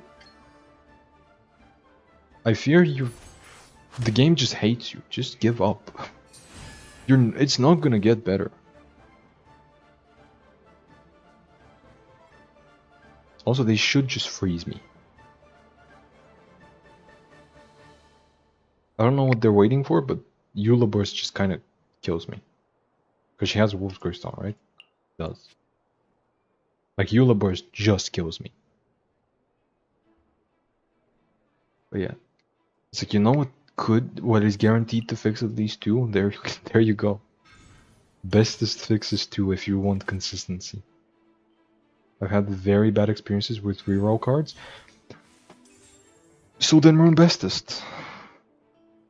It's like, if you have bad experience with reroll cards, then either your dice were already good or you should concede. You had the kill. But like your toss-up is giving you 4 total chances, right? Because you have 2 at the start of the round and 2 from toss-up. That's 4. If you don't get good dice by the 4th attempt, just concede. You were fucked from the beginning. The universe hates you, the game hates you. And created cards won't fix that. What a sorry. I just run cards I want to play, to be honest. Oh yeah, we had the conversation about you running bad cards for a little bit of value. Did they just spend dice when you could have killed? Yes, they did. Yes, they very much did. But it's like, yeah, I'm looking to spend my dice efficiently. I'm looking to progress the game state. Which dice fixers achieve, but created cards do not. Anyway, that was a little sluggish. And I don't think he does anything for me. But I think this might. And I think I just need to draw cards in general. But how? How would I draw cards? Also, this is pretty much useless. Or has been. How? He's pretty relevant, right? Most of my actions are either physical damage or a reaction. And he's like literally free cards.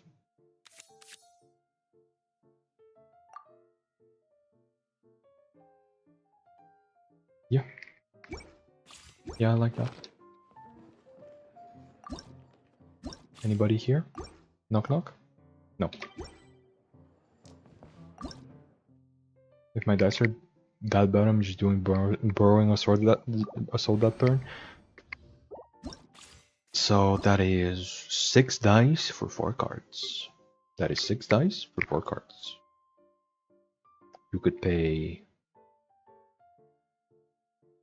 You could just pay 3 and fix your card and fix your dice. Did they not have the cards to tune? No, they did. I counted them. They had 4. But yeah, it's like this is one of the reasons people are not running dice fixers, because this fixes your dice. Ultra Epic class is extra dice for 2 rounds and fixes once. 6 bad dice? Again, concede. Burrowing Assault is not fixing it.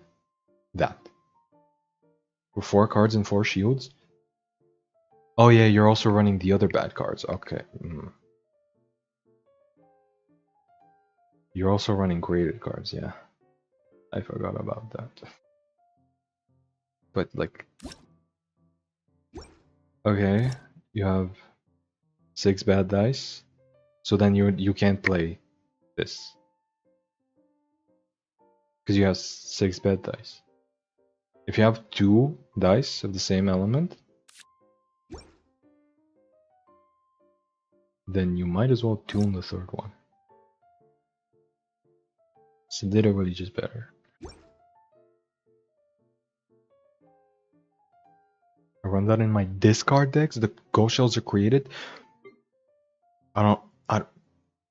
read Chaska's skill for me, please, just real quick. Draw one. Her burst, draw one. And countdown when cost reduce is also created. I know, but like 2 shields is not solving your problems. Draw 2 is not solving your problems, especially not for 2 cost. Again, discard decks are also the cards with the highest amount of dice fixing and the highest amount of draw. Cetaria draws 3 for 1. Weeping Willow draws 4 for 1. This is literally free draw. Countdown draws 4 for 2 probably in the discard deck. So you don't have draw problems. Conductors fixes your dice. Countdown fixes your dice. Why are you running bad cards? Why are you running created cards? If bullets are your only created cards, why are you running Burrowing Assault when you could just do better stuff? Like, okay, you don't have conductors. That's a, even though if you have 2 of them in your deck, that's a 25% chance to have it in your opening hand. If you're running 2 countdown, now we bump that up to 50% chance to have dice fixing. If you're running laboratory, you're gonna have dice fixing. You always be underestimating the HP side of cards. Yeah, because it's... So you're underestimating the damage side of cards. Because the HP... There's a reason everybody measures HP in damage. Like Jinyan, for example, deal 2, shield 2, that's 4 value. Right, that's... Noel's skill, deal 1, shield 2, that's 3 value. So when you're drawing 2 and shielding 2, you could instead be drawing 3 and dealing 1 without a reaction. With a reaction, you're dealing a lot more and you're setting up for better stuff. You're playing action cards for the character cards. This is a character card game. Can you kill your opponent from hand? No. Then you're playing for the character cards. And shielding. Guess what? Also, Burrowing Assault is just bad shielding. Again, you could play 2 of these. You could be playing 2 of these for the same cost. And they're gonna give you the same amount of shields in just 1 round. But like, maybe the draw is valuable. Well, guess what? They give you dice, and you could spend that dice on good draw. Like, I'm not underestimating the HP side of cards. I know that your opponent can kill you easily, and it's getting easier to kill. Like, now I understand why you don't trust gamblers so much, because it's like, that card is good when you're actively progressing your game plan to kill your opponent. Like, if you're aiming to survive, cool.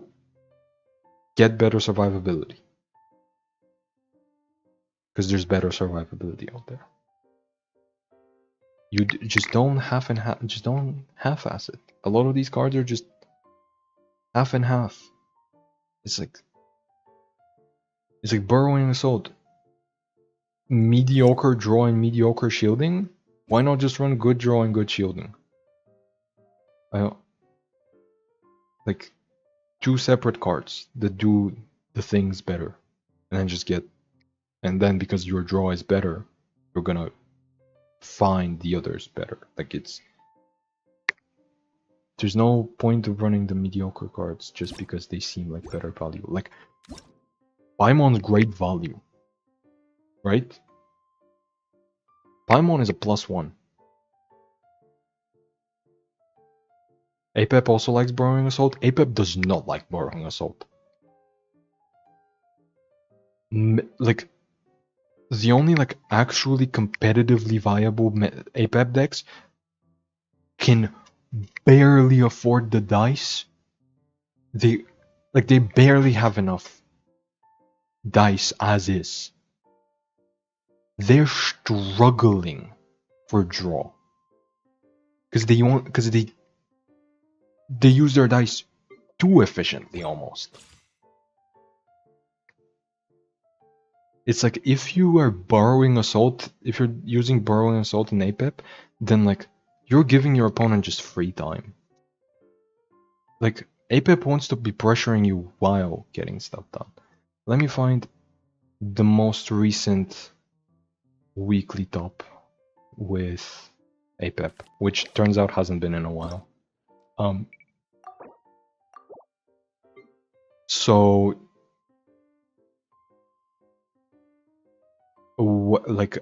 just look at the deck. When are you gonna find the time to use borrowing assault? This is giving you Omni Element. This is fixing your dice. This is in a way fixing your dice. This is fixing your dice in a way. This is giving you dice in a way fixing them, right? Like this deck is so tight that it's like if you cut a single card for borrowing assault, you're gonna feel the loss.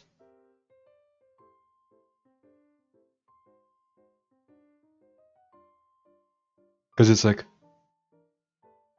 okay, I could spend 2 to equip it, and then 2 to draw 2 and shield 2.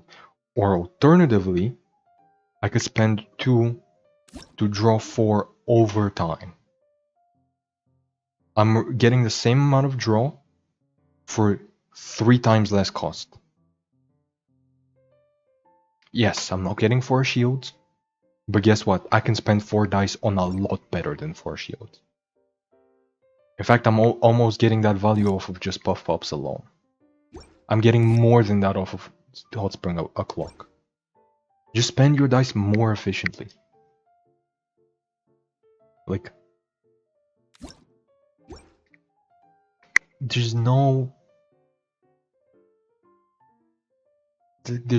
point to borrowing assault. It's like it's doing everything you wanted to worse. Like, what would you cut here? Wharf? Okay, that's worse draw. So you're making the draw worse. Lumenstone? That's worse draw. You're making the draw worse. Countdown? That's worse draw. Strategize? That's worse draw. Survivability? It's worse than all 3 of these. So you're not cutting these 3. So then are you cutting a card that doesn't achieve survivability nor draw? Okay, what? Like what? Where here could this fit?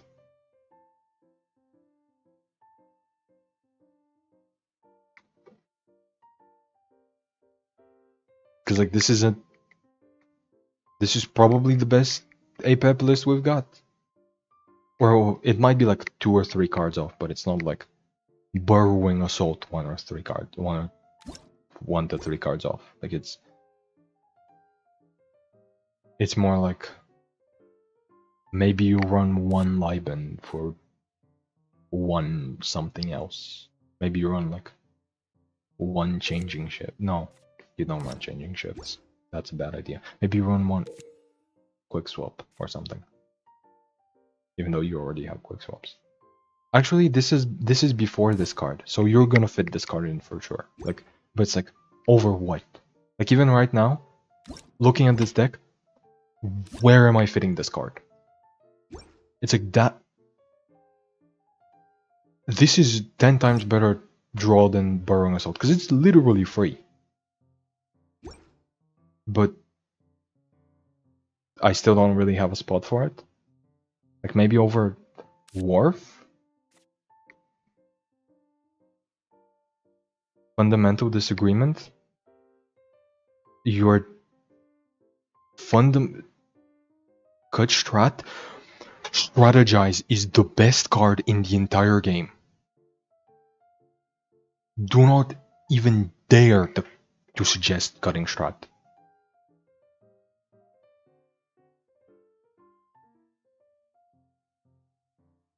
And it's like, this is not a fundamental disagreement. This is a fundamental misunderstanding. This is how top players build for tournaments.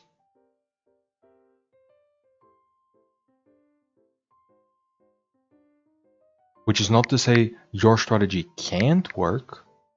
It's just to say that it hasn't worked for many, many people over years. But yeah, strategize is not the cut here. Strategize is one of the last cards I would cut. It's 1 dice for 2 cards. That's like, why would you, like, would you not cut showdown countdown to the show before that? Because this is 3 for 4 cards. This is worse rate than strategize. If you discard it once, then yeah, technically it's 2 for 4, which is the same rate as strategize, but because you discarded it and you shuffled it back, that's 1 less draw. In fact, that would be 2 dice for 3 cards in practice. No matter what, countdown to the show is worse rate than strategize. But you're gonna keep this card in, right? Because you need discard targets. Like, how many people even tried playing Assault? Literally everybody the second it came out.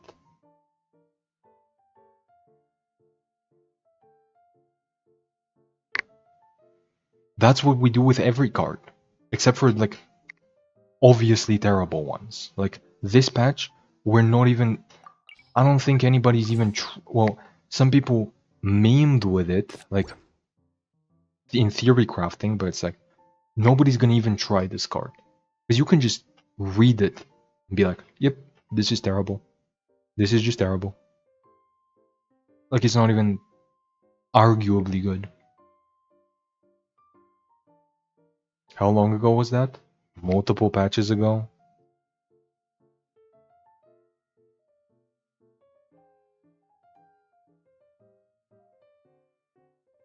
I don't have it in my deck, but when I'm playing this Lally card and it gives me that technique, I use it because it's discounted. I mean, out of all the options, that's probably one of the better ones. Ictomosaurus is also comparable, but like, yeah, this is probably just better. Like if you're running, but like that's already a bad card. It's like if you're running the Sitlali card, it's like you're already running a bad card to find it. Like that's exactly why the card is bad. It's because it finds you bad cards. Even when discounted, it's like you're actually in practice only discounting it by 1. So you're still paying 5 for it, which is still a bad rate. But yeah, let me check out when it came out. The Pedlosaurus.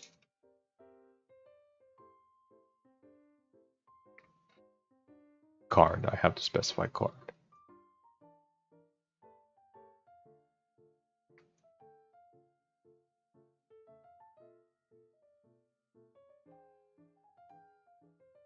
It came out in 5.1, which is to say 9 months ago.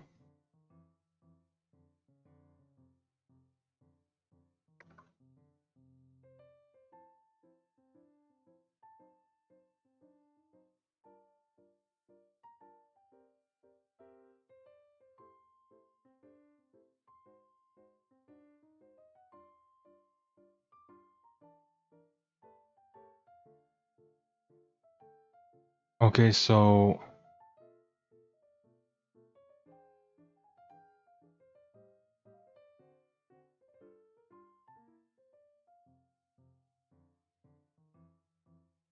I checked when people last mentioned it, and it was when the card came out. So you can tell they gave up on it because it was that bad. The last few mentions of the Pedlosaurus, at least in the GITCG Discord server, were of the other card with the Pedlosaurus in its name.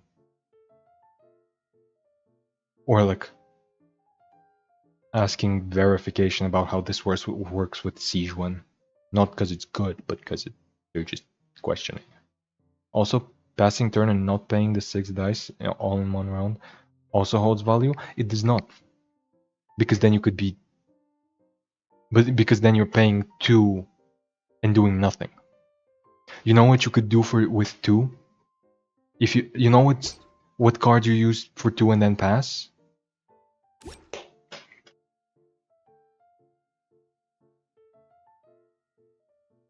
This is literally free value.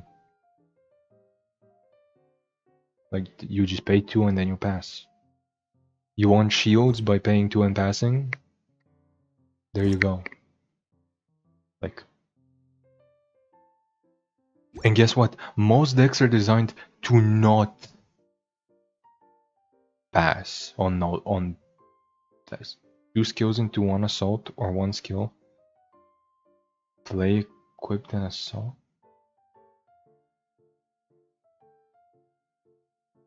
Or you could just be playing better cards, right?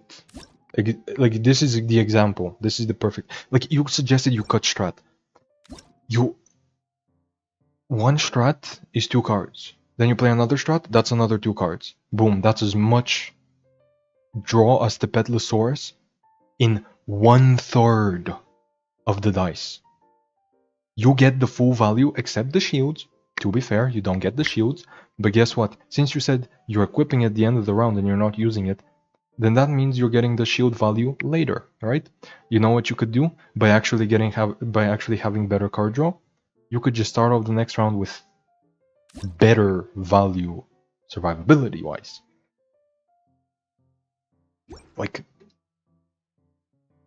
Like in theory it makes no sense, and in practice it makes less sense. Because it's like, why are you using 2 dice on a card that does nothing? Like in card games there is a common saying, cost of the card do nothing. Like the effect is do nothing. Like they describe cards like this as 2 costs deal nothing, or 2 costs do nothing. Or if there's like a useless equipment or a useless artifact, that would be 3 costs do nothing, because it doesn't do anything the turn that you play it. And if it doesn't do anything the turn that you play it, why would you not play something with something that does? Is its value genuinely that big? Like, is it something you genuinely need to wait for? No. You could play it immediately. You could use it immediately. What's stopping you is that it costs too much. The actual effect is not 2 costs do nothing, it's 6 costs draw 4, shield 4. And like, let's look at cards that cost similar amounts of dice, you know? What's gonna add up to 6? This? For 6 dice you could have 8 dice, right? Like that's just extra. This draws you like actually playing it out properly, this draws you 4 cards. Just one of them. This draws you as many as the Petlosaurus does. Just for half the cost. And then this gives you the same amount of survivability. It's not shields, but in practice it's the same thing. It's just pointless. Like, it's just a pointless card. This gives you more. Like, if you're willing to wait so much, play this. And then get better draw from another card. Don't waste card slots. Because you only have 30 of them. There are entire games. For a single card slot in my deck, it does a lot for what I want. No, it doesn't! Because that's the point, it's a single card slot. It's a single card slot that does less than 2 card slots would. If one card cannot justify itself over 2, then it's not worth it.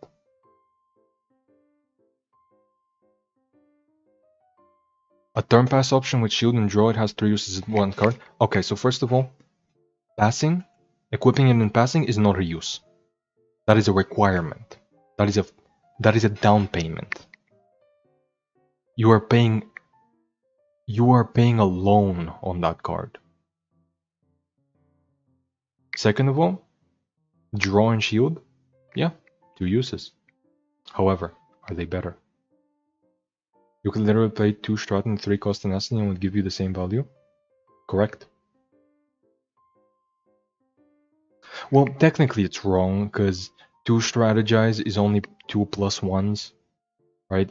It's gonna give you 2 extra cards in practice. Well, borrowing assault gives you 3. But yeah. Wait, 2 hours ago? Yep, I started 2 hours ago.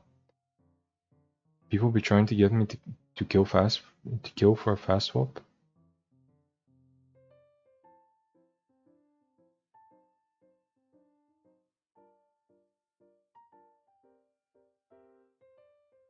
Yeah. Yeah. So you don't kill them. You like if you're looking to play slow and to play for value, something that runs out is not a good option, probably in most cases. Sometimes it is, right? Like upper epiclass is a good option because it literally costs you nothing. On the turn you play it, it gives you the dice back that you played for it. It literally costs nothing.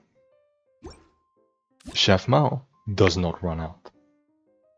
In practice. Sometimes you might run out of food, but most of the time you will not. You can also shield stack against stall decks. They don't exist anymore. Shield stack against stall decks, you have a much bigger problem. Again, you run out of value. You get four shields, you guess what? They get the same by existing.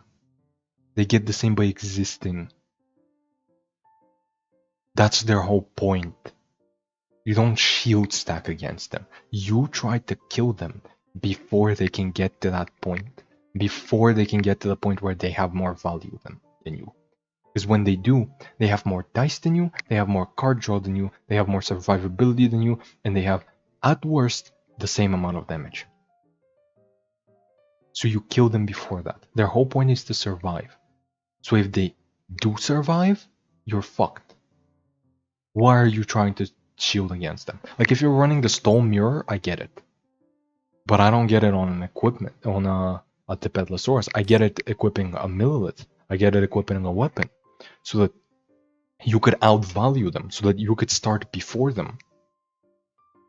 Because stall versus stall, neither of you have to worry about survivability until you actually get going. So you'd rather just get on the value, right? You'd rather just ramp as much as possible. So it's bad in stall versus stall. It's bad against stall in general. Like, have you wondered why stall doesn't run the card? Because this seems perfect, right? Draw 2, shield 2. This seems perfect for stall. And like, stall is the one deck that would like generated cards.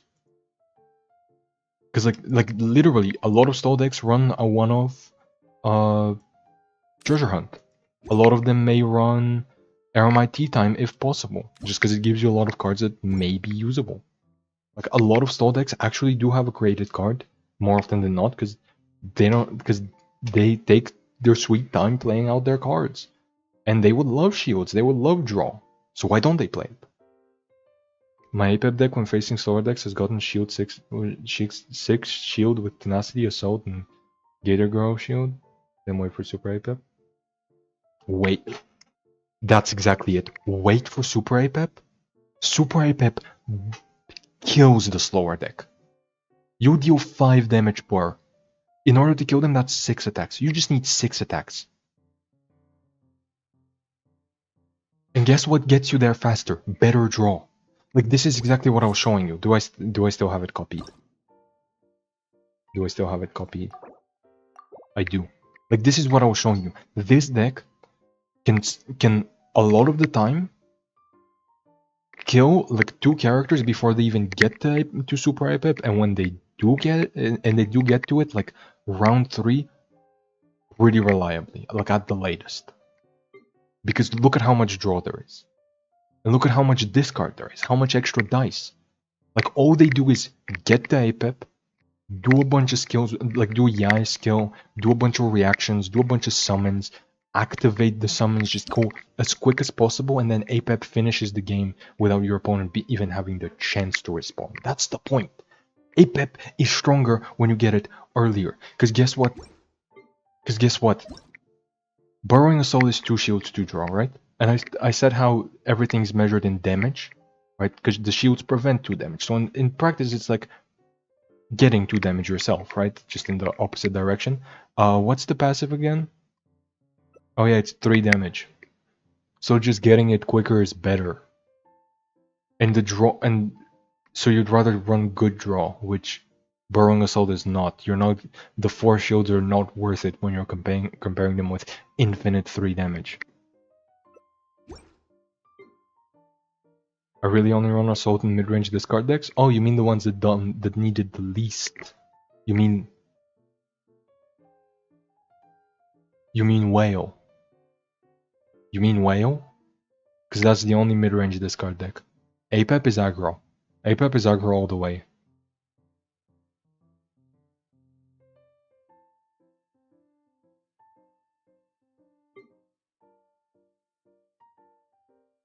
Apep, when built correctly, consistently kills turn on round 3. Consistently. Unless your opponent has stopped you somehow by either killing you or stalling. You know, surviving. There is no discard. My Chaska deck is mid-range. Your Chaska deck is built incorrectly. Again, what does Chaska do? Draw cards. Cool, so a mid-range deck can do that through other means. Like if you... Again, like... Okay. Let's look at what she might do for a mid-range deck. Draws cards. Does reactions, Swirl in particular. And ruins your draws. Because remember, a mid-range deck is supposed to go on a little bit longer. Just a little bit. So what are you doing with these? Your hand is going to be like half bullets.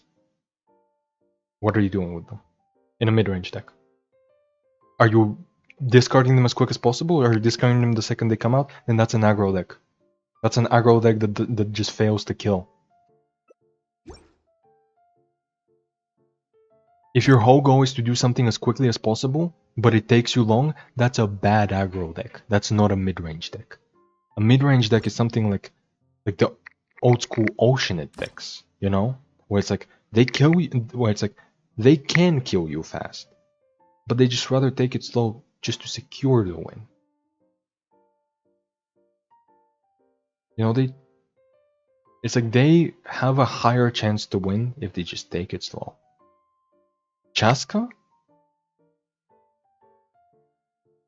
falls off hard with time. Because like way into the late game, Chef being considered aggro is strange too to me, because her passive is once per turn and her skill is 2 damage with no bonus effect without the passive card. I don't know how to explain this to you. Her skill is... this is Overcharge Ball, right? 1 pyro damage. Guess how you can get it? Off field, right? Off field. So you don't even need to swap to her. And guess how you get... Scorpion. She's aggro because you play her with Scorpion. You do Linny, you do Scorpion, and Scorpion just kills your opponent. Linny skill, Scorpion skill. Linny, deals 2. You swap the Scorpion with a quick swap, preferably, which you run 4 of. That's 5 damage on this. You have another pyro at the end of the round, but you don't need the pyro at the end of the round, because then you have a block in your hand, most likely. You discard the pyro with the block, you get another 5 damage off of this, without counting the 1 from the ball. That is why it's and also I was looking at the burst, not the skill, but the skill is also 3. That is why she's an aggro deck. Because you don't use her. She's a passive. You are running a 2-character deck like most aggro decks are, and she is a passive. Delinea is aggro, I get that. Yeah, and that's the only good Traverse deck. There is one good Traverse deck, and it's aggro. Because, like, you're right. Her skill is 2 damage. But that's not just bad in aggro, that's bad everywhere. Like, in mid-range, you're not dealing... You don't want to just deal 2 damage. You might be like, oh, but she's gonna heal for 1. She's not. If you're going for discard, you're gonna be discarding the bow without her. So she's not healing you for 1. Okay, what's her burst do? 2 damage? And then... 2 more damage? That's bad. That's just a bad character. Like, this is... For mid-range, she has a below vanilla skill and a below vanilla burst. For aggro, she has the same thing. And for stall, she also has the same thing. You know, Jinyan is right here. 2 pyro, same amount of damage, but she also gets 2 shields consistently. She doesn't need to discard 1 specific card. And then her burst deals 7 damage without counting the status, which will go off at least once for 8. How are we comparing 7 to 9 with 4? How are we comparing? Because it's the same. Because it's almost the same amount of pyro application. It's 1 less. And it's also not conditional on your opponent swapping. It's not unconditional on your opponent doing something. It's you doing something, which is way better for you. Unrage bait yourself, get to the gameplay. I mean, it's like, I'm just trying to explain to you, like, this is things people have figured out before this game even existed. This is the game, something people figured out with other card games. Ever since the internet has become such a big thing, people have known how to build decks in card games. Like, yeah, obviously you need experience with this specific game to build decks for this specific game, but it's like, I'm just trying to show you that what you're doing is not a disagreement, it's objectively incorrect. Like, statistically. The whole point of card games is beating the odds. It's fighting against the RNG. It's adapting to it. So you're playing you're fighting back against the odds as hard as possible. So, like you have the philosophy of, like, maybe if I get lucky every single time, my deck will be as good as my opponent's. But then also you put a bunch of bad cards in your deck for just in case you don't get lucky. It's like, Anytime, any you place. are planning for your low rolls to be higher in the worst way possible. Where it's like, other decks just make their low rolls good, right? Other decks make sure that their low roll is so consistently high that the deck at least has a floor. What you do is you take that same low roll, you accept it's going to happen. Light it up. You don't fight back against it. You accept it's going to happen. And then you build mediocre for it. Like, you raise the floor slightly higher but still below everybody's. Your ceiling oftentimes is where people's floors are at.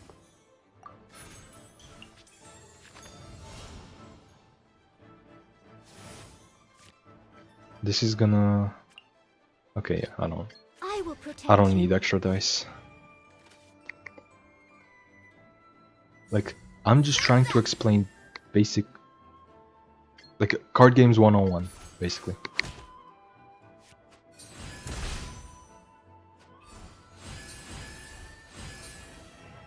Let's see, is my opponent gonna hit me once in the next 10 years?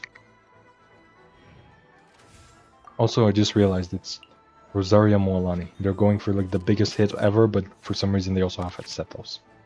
Which makes 0 sense with either of their characters.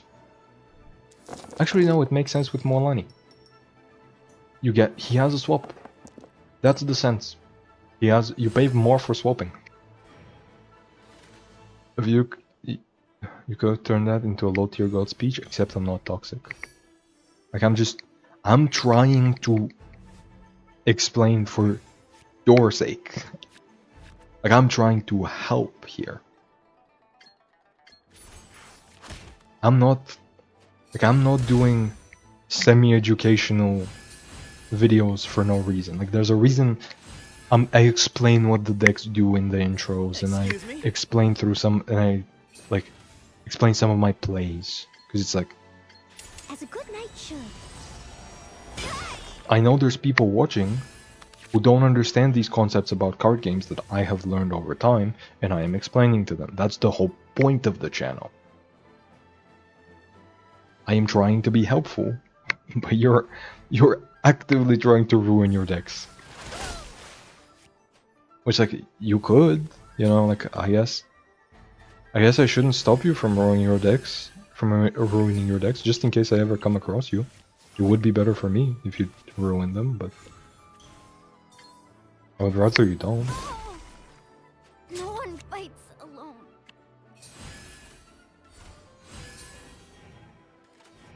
But yeah, this is so much better. Like, Chang the Ninth was such a good idea in this deck.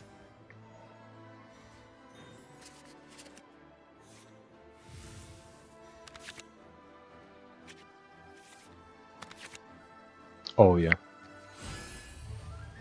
Oh yeah, this is so good.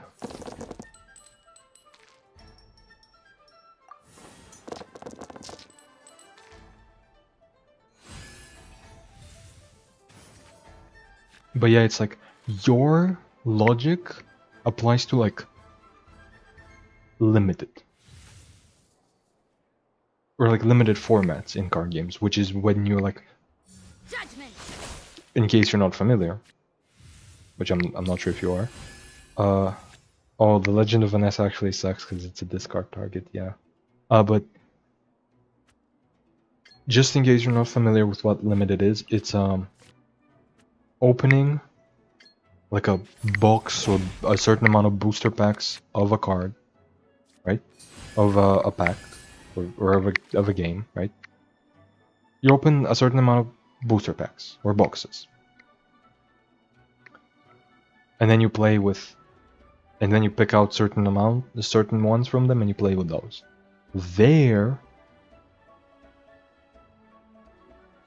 Your deck building philosophy is good, because the cards are much lower quality, so having one that's mediocre in multiple aspects is just good. I love my Burrowing Assault because I have personal positive experience using it, but do you have experiences using what is widely considered to be better? Because it's like your experience with one thing might be positive just because you haven't experienced the better thing. You know what I mean? Like I literally covered that in today's video, which will come out in like 3 minutes, where it's like people love this new Chaska whale thing, but it's like it's literally worse at doing everything whale has always done.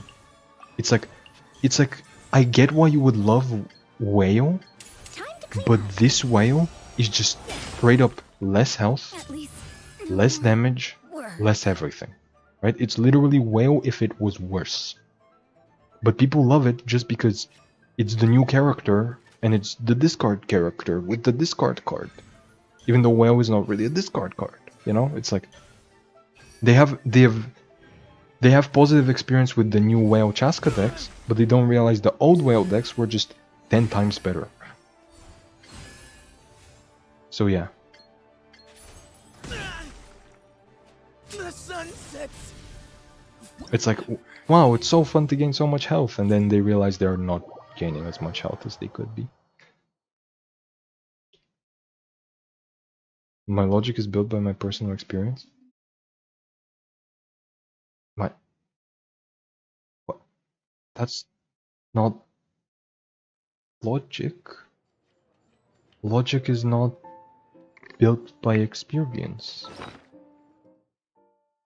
Logic is this.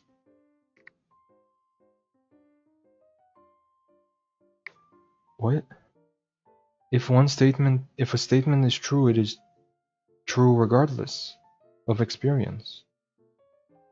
That is quite literally not how logic works. Your opinion is built by your personal experience. Your logic is not.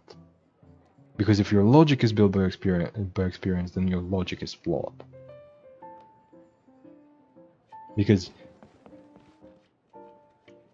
if your desired outcome is to draw cards, like, here's logic. Logic is an algorithm, right? Does this card draw cards? Yes. Does this other card draw more cards? Yes. Is the goal here to draw cards? Yes. Then should you pick the one that draws more cards? Yes. That is the logic. And you might be like, oh, but it also gives shields. Is the goal to get shields? Yes. Does this other card give more shields? Yes.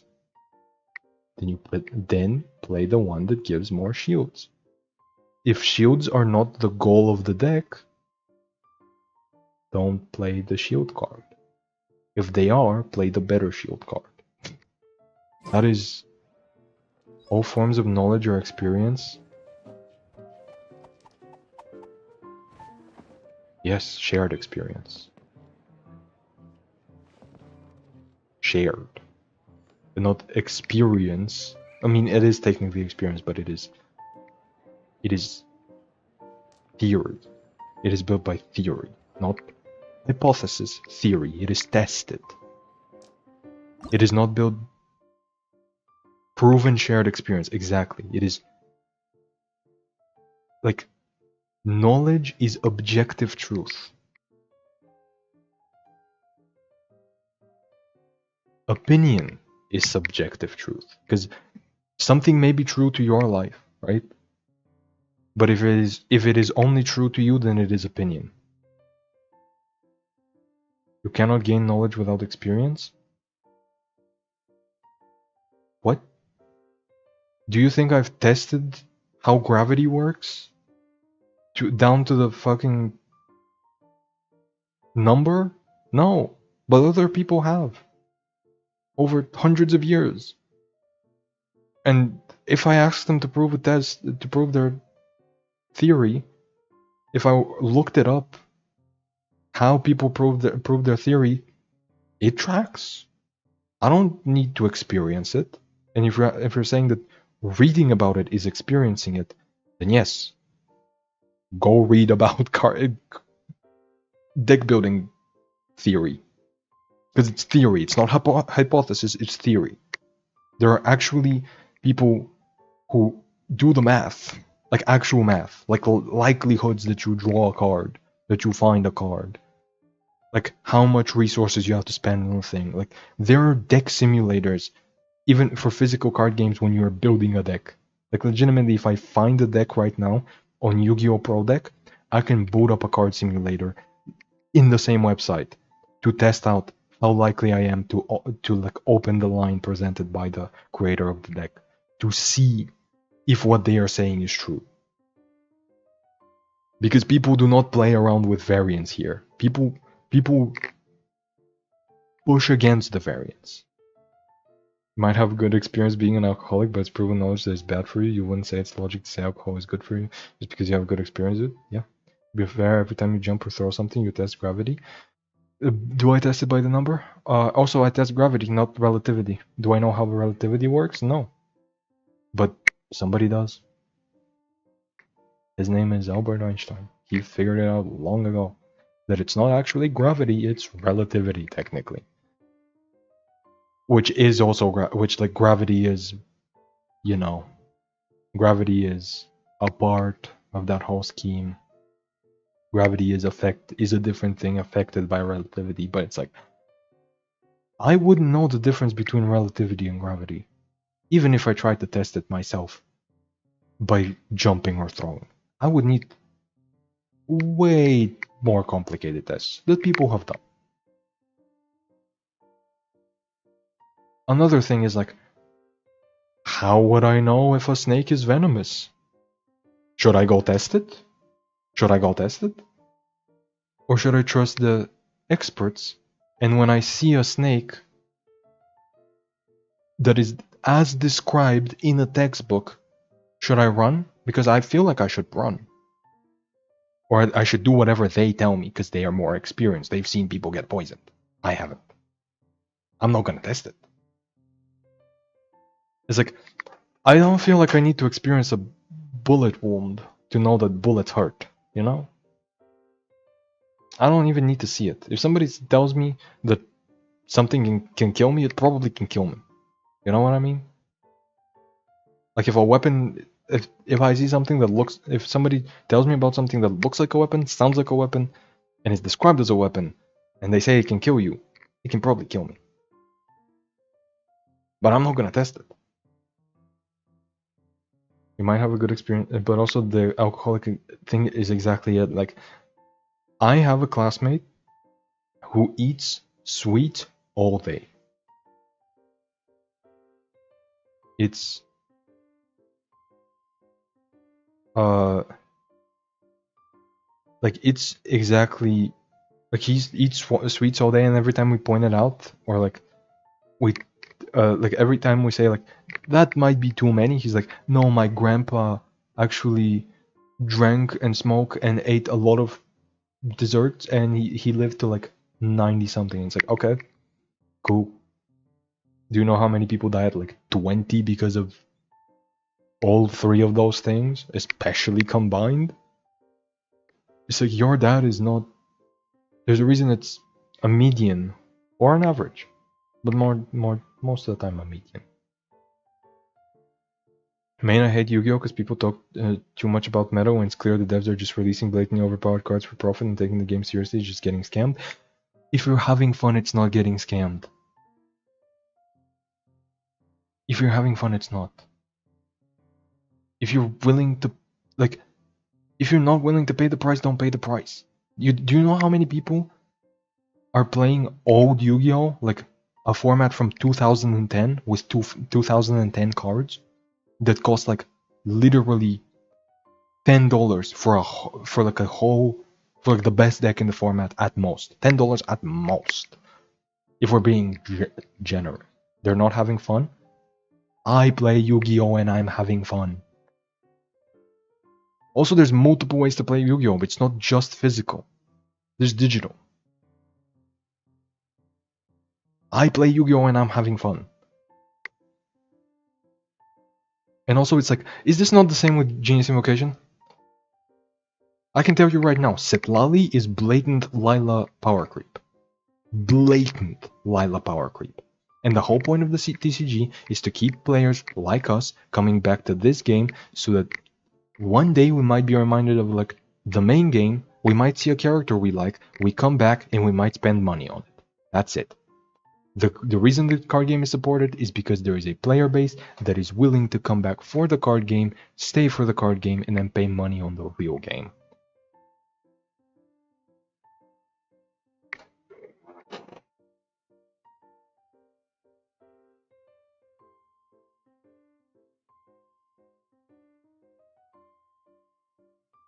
Also, like, I've been playing one of the worst. I've been playing like a bad deck for years and having fun in Yu-Gi-Oh! Like a deck that barely functions within the metagame, and I've been having fun. Is it the most optimal version of the deck? Yep. Yep, it is. Is it good? No. But is it fun for me? Yep. Sometimes losing is fun. As much as it. Like, sometimes losing can be fun. You know?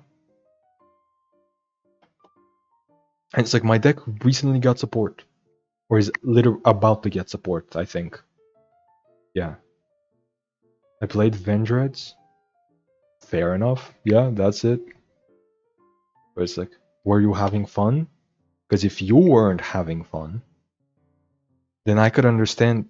Then like on Master Duel, okay, that's. I mean, yeah, that's fair enough. But it's like, were you having fun playing Vendreads on Master Duel?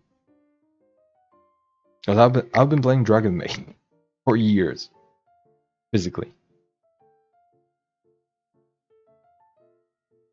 with like proxied cards. I haven't even paid for a single one of them. I've printed out the cards and I'm playing with friends.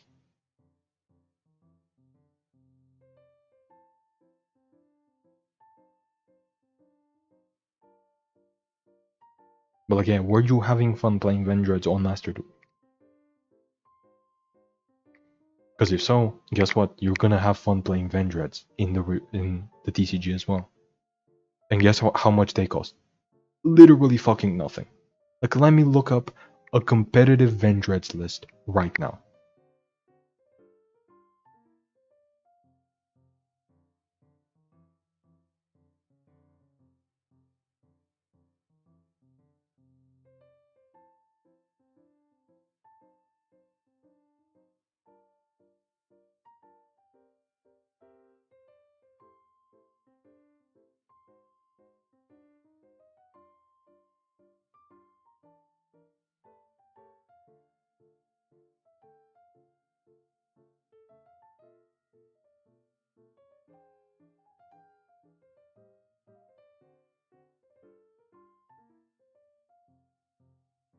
Damn, have Vendreads never topped anything? That's damn. That's crazy. I feel like they should have topped at least something. But it's like, yeah, all of the lists I'm seeing is like $20, $10, $50. What is in this? Why is it 50? What's making it 50? Oh. Yeah, this isn't even a good list. I don't know why you would pay 50 for that. But like, yeah, it's like in the...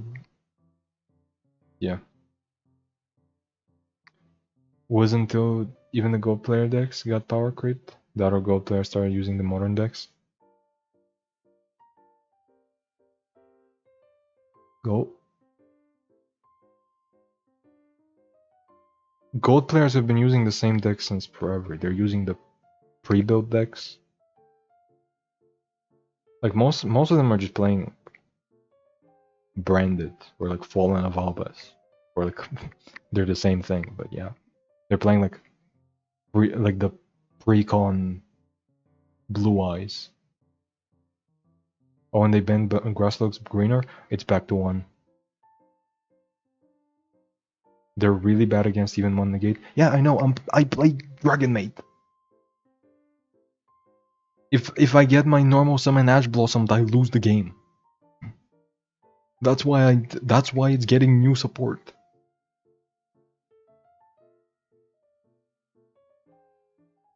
No TCG player? Yep. I do be playing TCG. Exorcist? You mean Exorcister?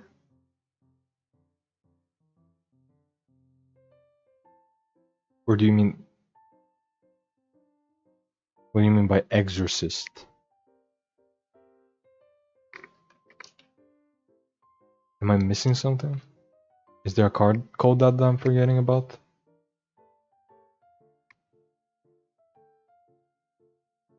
As Blossom and No Joy?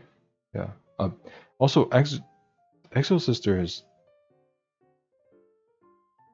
Exorcister is just... a deck. I don't know how to tell you this. Exorcister is also a bad deck. It loses to the same shit Vendreads does. Gold players are not running better stuff. Gold players are still running the bad stuff. Like even now. Like Blue Eyes is actually a good deck. And people are not running the good version of Blue Eyes. People are still running like bad Dark Magician ritual. The ritual, what was it called? Dark Magician, Dark something Magician, I don't know. They hard counter Vendreads. Yeah, everything's... when you have so many decks in the game, so many archetypes, one of them is gonna counter the others. Or one of them is going to be countered by another. That's just how it works.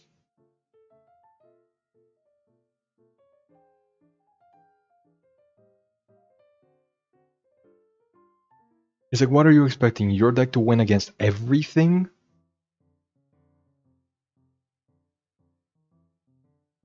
Like, there has to be a response to it.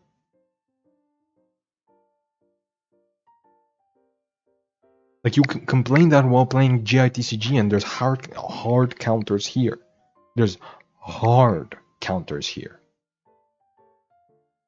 Like, some decks here are unplayable because other decks exist in the metagame.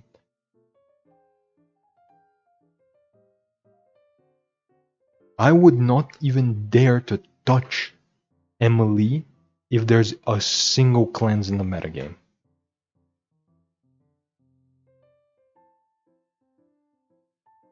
Oh, I uninstall when I face five of them in a row? That's just bad luck. Like, if you do that, then like, okay, cool, don't play GITCG. Because you're gonna have hard counters here. Same with Magic, same with any card game. If you have an opponent, you have a counter. If you have different strategies and you have an opponent, you're gonna have a hard counter. Unless you are all given the exact same tools. But you're not. This isn't Counter-Strike. I crashed out in the second time, the other three I was just modding, then card games aren't for you. Like if you're mad at getting a bad matchup, instead of just surrendering and moving on, like, I'm down. Like, if I see a counter that hard, if I try to play out my opening hand, and I get just hard countered if I can't play out my line, I surrender and I go to the next game. I don't care about my rank. I just want to play the game. I think full combo auto losing would hurt less. That's what happened. Full combo auto lost. Because guess what? Every part of your combo is the full combo. If your combo is stopped at the beginning or the end, it's the same thing.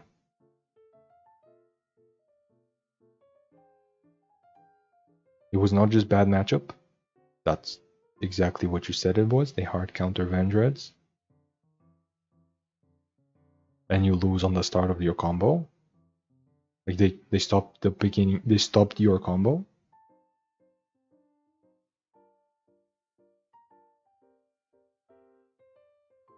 There was specifically the deck that was only good against me. Wrong. That is just wrong. Again, Dragon Mage player. Do you think Exosister does bad into Dragon Mage, or do you think I just die if I run into one?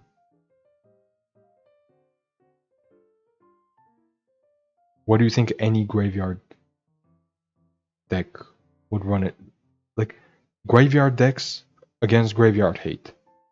Do you know how many graveyard-based decks there are in the game? Probably like at least 30 to 50.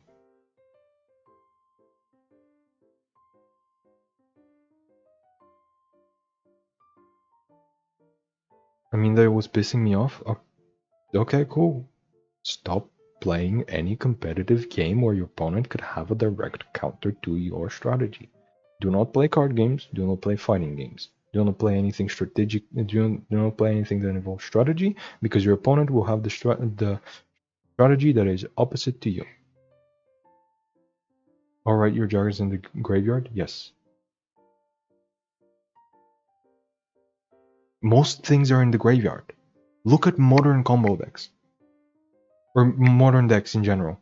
The best deck right now, throw stuff into the graveyard. But do you think they lose to Exosister? No. No, they don't, because they have other stuff to do. It's just that, like, that's not an issue of one archetype hard countering you, and you specifically being matched into them because the world hates you or something. It's just like, yeah. If grass is back to 1, I guess I'll try again. Grass is back to 1. It's to 1 copy. Like, that's what 2-1 means, obviously, but yeah, like grass, or at least grass at the very least was unlimited in, like, it's at 1 in the TCG and has been for like years. But I don't know about Master, like Master Duel I think is at 1. I love my 60 card piles. You can do, actually that perfectly tracks with the mediocre decks that you love to run, just because they have some value. Yeah, it's at 1. I just checked. Gravekeepers, for the record, I was okay with facing. That's because it's a bad deck. That's because it's one of the worst decks in the entire game. And hasn't been viable since they were introduced in 2003, I want to say. It's like, that's because Gravekeepers don't actually stop you from playing the graveyard. You just out one card, and they're done, which you will be able to out, unless your deck just sucks. You should be able to have non-graveyard reliant back row removal. But it's like Exile Sister is just like, it's just a little bit higher quality. That's it. It's just like, that's what happens when you play older decks, and you have to accept that in every single card game. Like, are you out here molding that in GITCG you're running Amber, but they're running, I don't know, like who? Everybody counters Amber, but it's like, let me grab somebody else. Who would be a good example of an alt card that is countered extremely hard?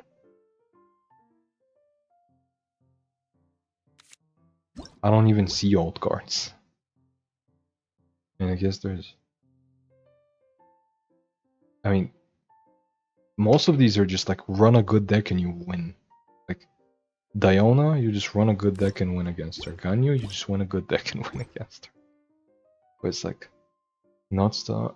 I'm talking about the star players that just play in the environment.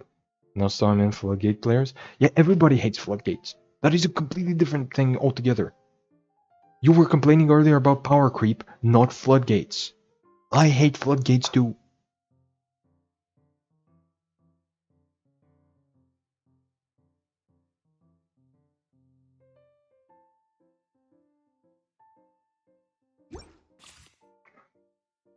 Like, everybody's complaining about hitting floodgates, and they're hitting them one by one. Like,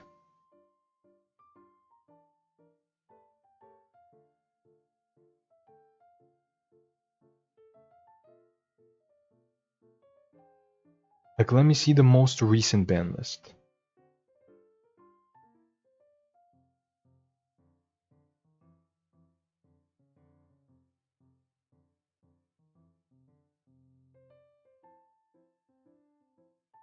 Their website is so bad.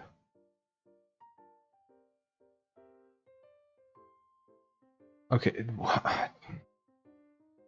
Master Duel ban list update. Okay, let me check out the update. This was the last one.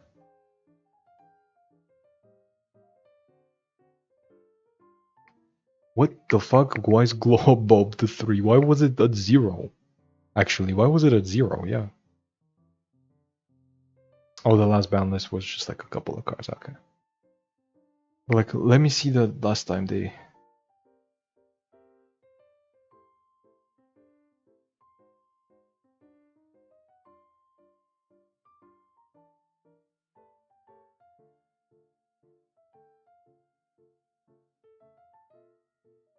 On May. This one definitely probably has a floodgate hit, because I know they've been hitting floodgates. What are they using these days? They're making a rank 4 with with a couple of interaction, with a couple of instances of interaction and passing. The best deck in the metagame is making a rank 4 and passing. I'm not kidding.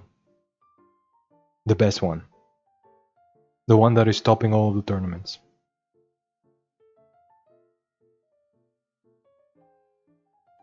they've banned a bunch of negates and are moving to like destruction instead.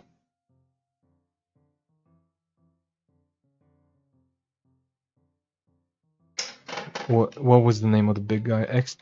XD Rizio? No, what was the big one? Rizio Detonator? Yes, that's the big one.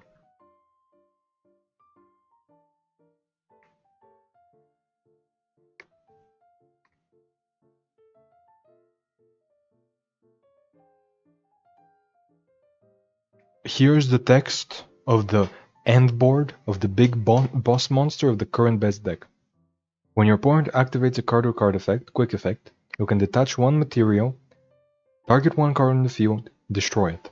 You can only use each of the following effects once per turn. If this card is special summoned, you can attach one monster from your graveyard to this card as material.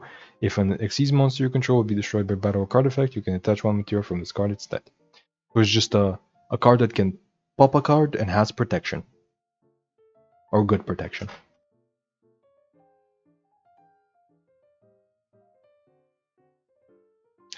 And just to be clear, it can, obviously because it has 3 materials and it's not a once per turn, it can destroy 3 cards, but yeah. Also had a secondary archetype that I also loved. Mutant, that's fair. I don't particularly care about Mutant myself, but it's a neat deck.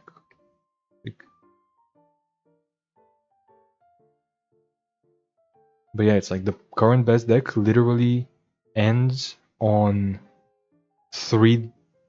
like a triple destruction monster, and that's it. Like a monster that pops 3 cards.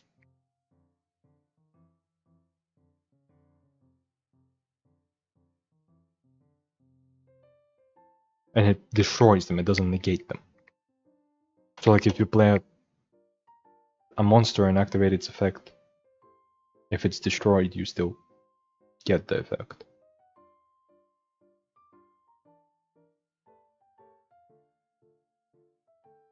Well, it depends on the effect, obviously. But it's like, if it's a spell, they can't destroy it.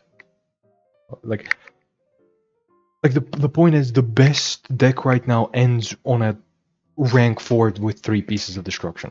That's it. It's not like floodgates are dead, but it's like it exists. But like this exists.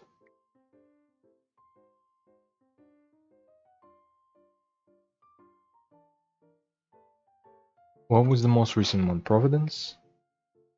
Yeah, that was. I think that was the most recent. Let's see what topped. Malice, Mitsurugi, and Raizio. Okay, Malice is getting more tops. Malice doesn't have too many negates, right? If I'm remembering correctly.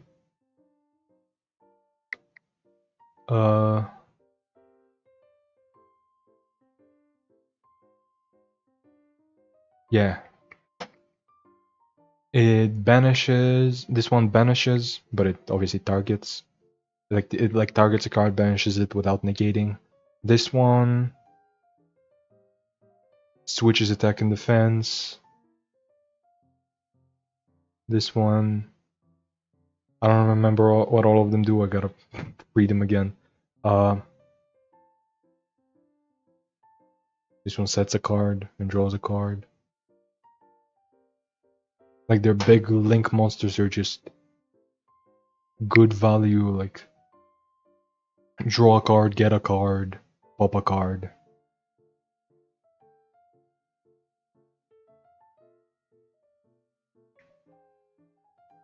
Yeah, it's like it's just a bunch of take damage, special summon a thing. It's just like take 300 life points, special summon a thing. Maybe pop a thing every once in a while, banish a thing. Banish things from your graveyard. Go read their heavy boss monster. Mutants or Malices? Because Malices is just nothing. It's just old links. They don't have a boss monster.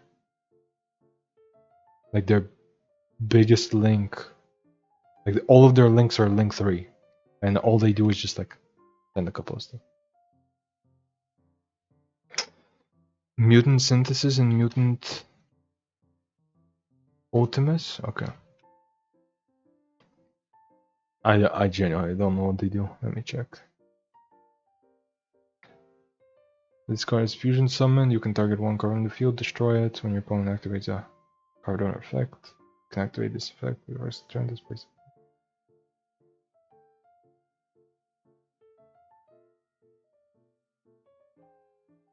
Okay, that's a generic boss monster. What's Ultimus? That's just I've seen this boss monster a billion times. What's Ultimus?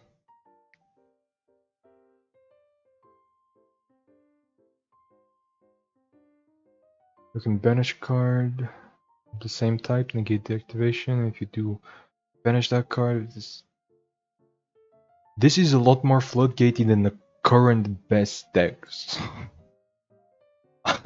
Like you're complaining about floodgates, but you have more funnily enough more effect negations than the current best decks.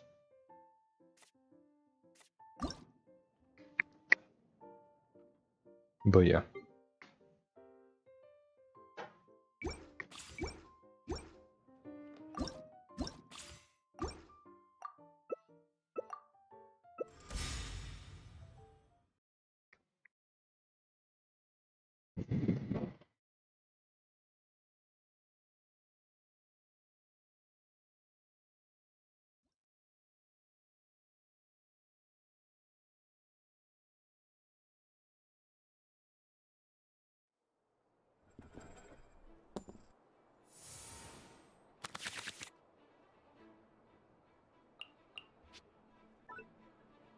Two, 6.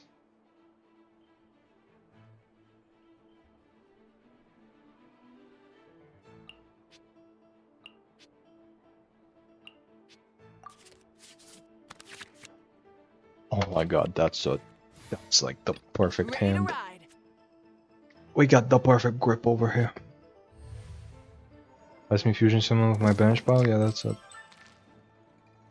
We got those. We got a bunch of those. That's not a new effect. I've seen that effect like a billion times. Also, I should have went for more pyro. I shouldn't have kept the NEGO actually. Time for a light show. So I gotta throw away something here.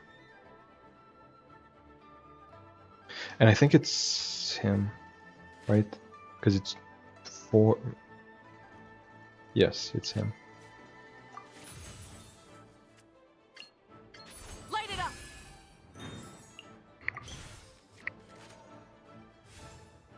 But yeah, it's like mutant. Like, mutant just seems like any other deck to me. But I don't know. I'm not really a mutant expert. I will protect you. Also, I miscalculated my dice. On their turn though. Yeah. It's Yu-Gi-Oh! We got quick effects. Oh no, I didn't miscalculate. I'm a smart little boy. But yeah. Gets negated. Yeah. Like you have more negates than the current best meta decks. But it's like doing stuff on your opponent's turn is not efficient. Like, have you played during tier elements? I mean, tier elements are still around, but it's like, were you playing while tier elements were the best deck? Because like, there you have a deck that can kind of play with banishes, that summons on your opponent's turn way too much, and has plenty of negation. No. Well, Tier Elements is the best deck in Yu-Gi-Oh! History. So you might want to check it out.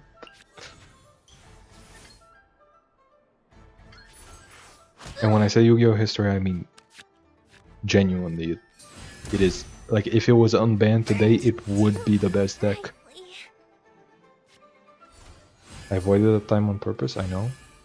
Okay, so what do you want then? Because that sounds like exactly what you want. That's exactly the things that you're praising Mutant for. Tidal wave. Exactly these kind of cards. Like, you're avoiding the stuff you like and then complaining that the game isn't fun. Or the stuff you supposedly like. Ready to ride. It's why I stayed away? Okay, then that's... Like, you could've just played it.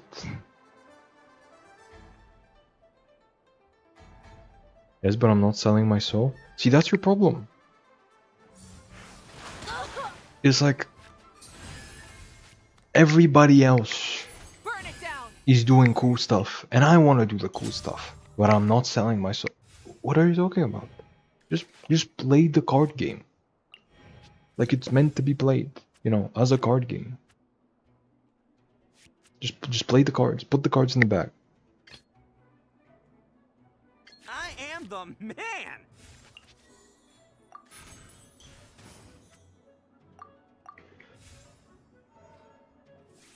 Also, rule of cool. Tier elements are a really cool deck. Like, just because they're strong doesn't mean they're not cool.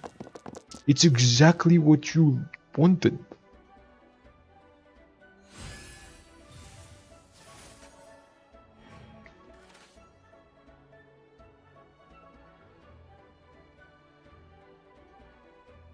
Like, it's a fusion deck that plays on your opponent's turn, has plenty of negates, and plays with the banish pile.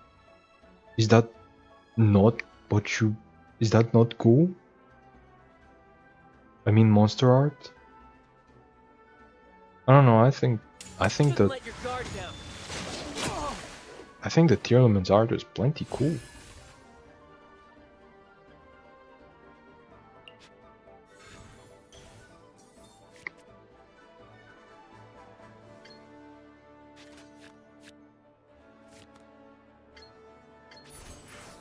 Like, I love the art.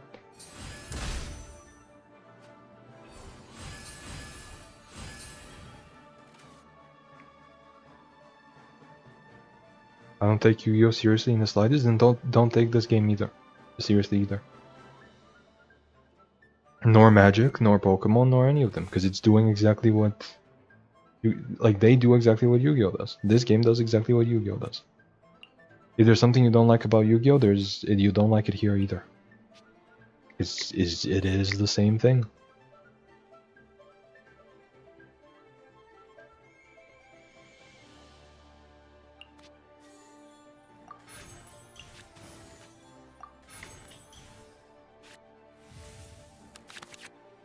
Like, the card games are card games. Like, as much as you want to pretend like there's so much different, in reality it's like, it's kind of the same game, a couple of like a different coat of paint. For the eternal oasis. It's like you're watching a stream of the... Bloom as the flowers in Gurabad. Yu-Gi-Oh! Does it far worse though? Does what far worse? Anytime, any place. Because there's not a single thing Yu-Gi-Oh! Does that this game doesn't. Like, exactly. Like, not in a better or worse way, but exactly the same. But also, it's been out longer. Okay, cool. Stop playing this game, because it's gonna be out longer. At a certain point, it's gonna be out longer than something. It's already been out longer than One Piece. So maybe Genshin will get to that point sometime. It got to that point in 3.3.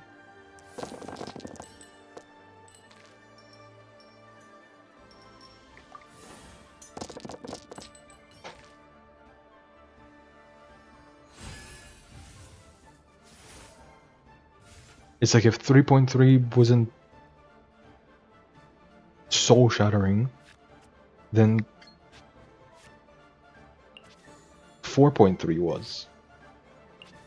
Because 4.3 was the exact same kind of thing that you would describe as Yu-Gi-Oh! It's a bunch of effect negation.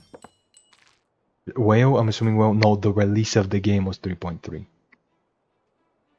But like, if you're talking about the exact same kind of effects, okay, 4.3. It's effect negation, it's a way too many effects at once that lead to more effects, it's... 4.3 was the point where they clearly tried to power creep. Like, blatantly. And it worked.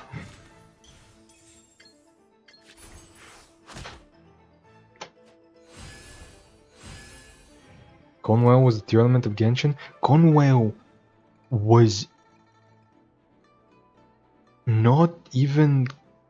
like, it was not even a tier 1 deck.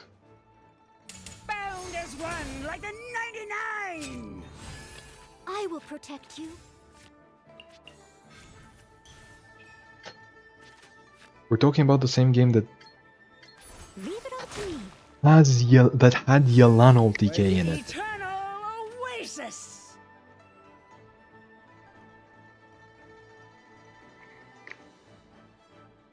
Just to be clear, also, pre-nerf Magu Kenki, it was banned where? They still Where was it banned?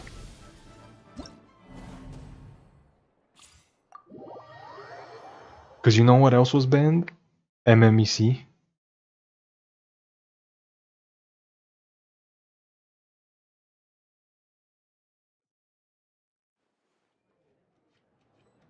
But like, where was it banned though?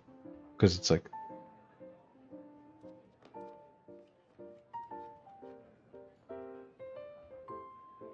because it's like in weeklies, MMEC was also banned, and that deck was not actually problematic. Well, it kind of was, but it wasn't like... it was just really good. It was just better than anything else you could do, and that's just how a metagame works. But Conwell was not banned in weeklies, nor in officially hosted tournaments. I don't know where it was, where you think it was banned, but yeah. I'll have to ask Ark. Sure. I don't know if he would respond, but it's like...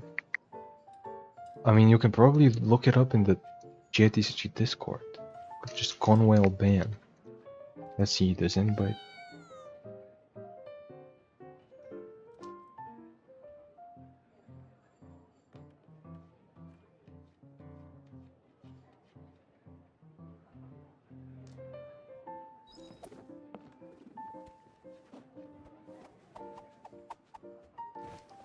yeah, so what happened is everybody was banning it in a conquest format where you could ban one of 3 decks. Was Crab banned? No! No, there has been... in the history of the game, there has been only 2 bans. None of them in official tournaments. Only in weeklies. Weeklies have had 2 bans.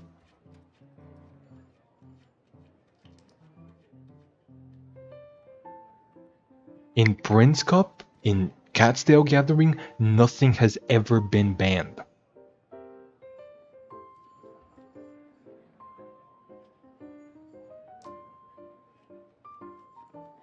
Tragic? What? Okay, so... Entering standby mode. but you played the game during it, Nobody disturbs me. right? It's like you're mentioning a lot of decks, including Crab, which wasn't even like that good. Like, you're mentioning decks that were just like good but not game breaking. But Conquest fixing problems by concept, I guess? No. No, Conquest is bad. Conquest is really bad. Conquest does not fix problems. Conquest creates them.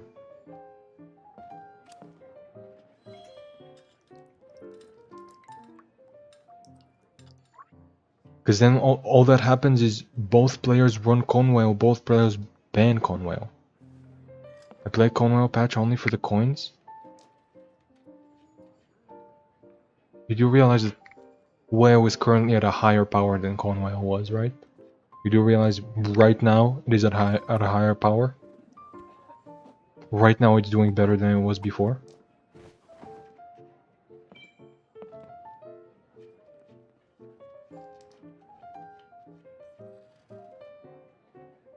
Like if the strength of the deck is the problem, then you should have quit the game completely at 3.3 because there's always going to be a strongest deck.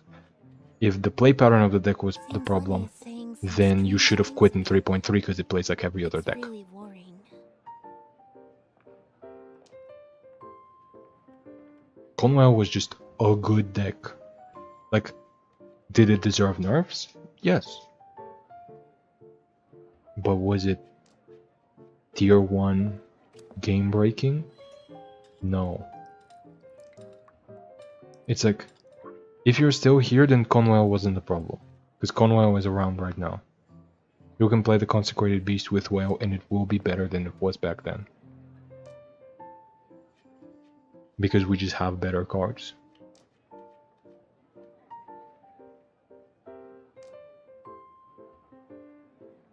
Tea is ready. Now it's time for a short rest. Also, I just realized literally my Whale video today released and I didn't link it. Is it higher than Traffic Light right now? No! That's the point! Whale is currently better than it was before and it's not the best deck and it's not even close. Entering standby mode. I hope nobody disturbs me.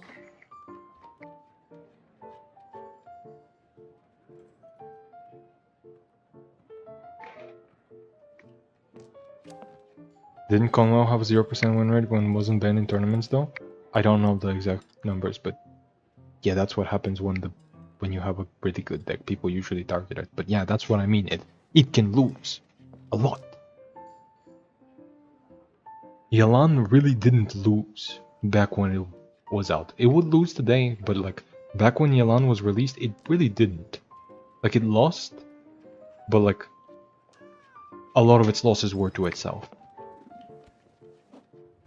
The problem back then was that there was no deck that stood a hair's chance. Okay, okay.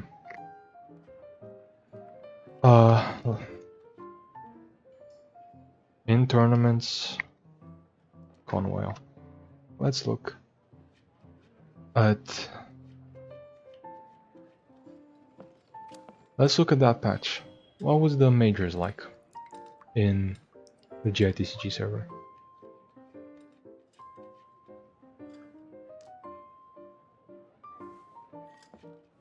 Okay, both of them banned Conwell, so I guess that's not really a fair comparison. I guess let's look at weekly where Conwell couldn't be banned because here everybody's banning it. So again. It's really worrying.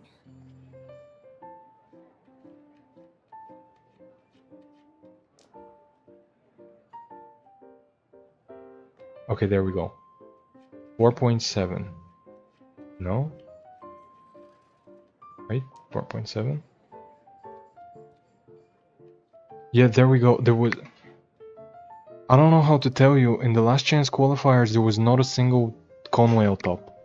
That's why I was confused by the patch, like whether or not the patch was wrong, because there's not a single person in the last chance qualifiers. Let's look at EU. 2 Conwell and Sayu.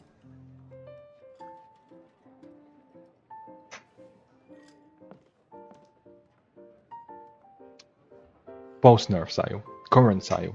The Sayu that we have now. Actually, no. They had Lumenstone at 2. So basically, slightly better Sayu.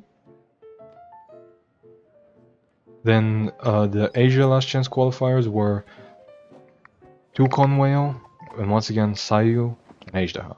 So Magic. And guess what people were bringing to the actual majors? It was Conwhale, Magic, Magic, Magic, and Magic. Actually, one of them wasn't Magic. And then Conwhale, Magic, Stole, Magic, Entering Yunjin. standby mode. I hope nobody disturbs. So I think there might just be competition, you know. Let's look at the week 4 EU top decks. Not a single Conwhale in sight. A Cave Whale in sight. A bunch of stall decks. Asia. 2 Conwhales, 3 other decks. NA, 3 Conwhales. So it seems like there was a bunch of competition.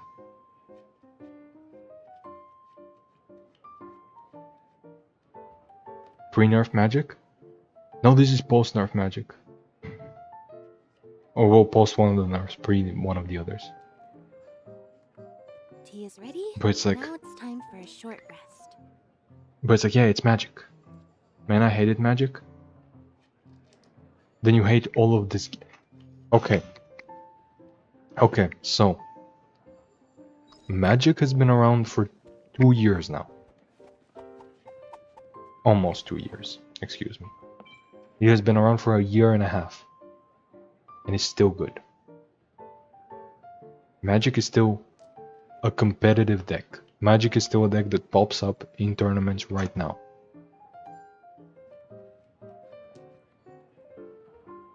You just hate this game.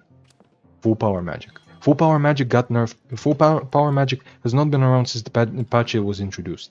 It got nerfed on the first patch. I don't know how to tell you this, but the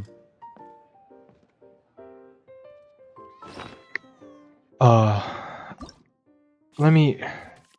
Do you remember...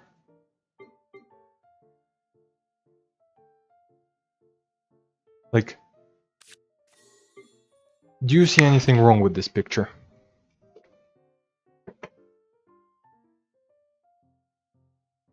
What's different about this than it was before? What patch was that? 4.3. Before they nerfed the artifact female? That was 4.3. They nerfed her on 4.3 when Magic came out. They buffed Timaeus. Who is worse?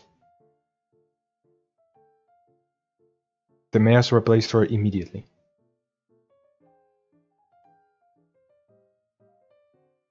But like, do you see something different here? Are you used to this effect?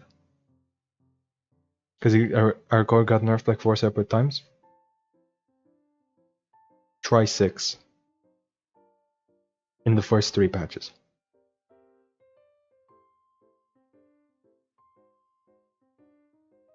Because it got nerfed 6 times in 3 patches, and then more afterwards.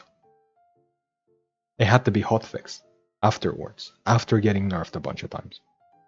Full power Magic has not been full power since 4.3.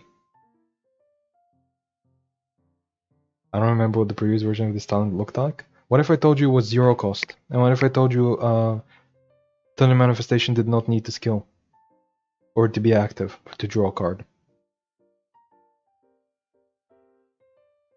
once around? The lightning round effect no longer happens multiple times in one round. Nope, this costed 0 and gave you a card regardless of who's the active character.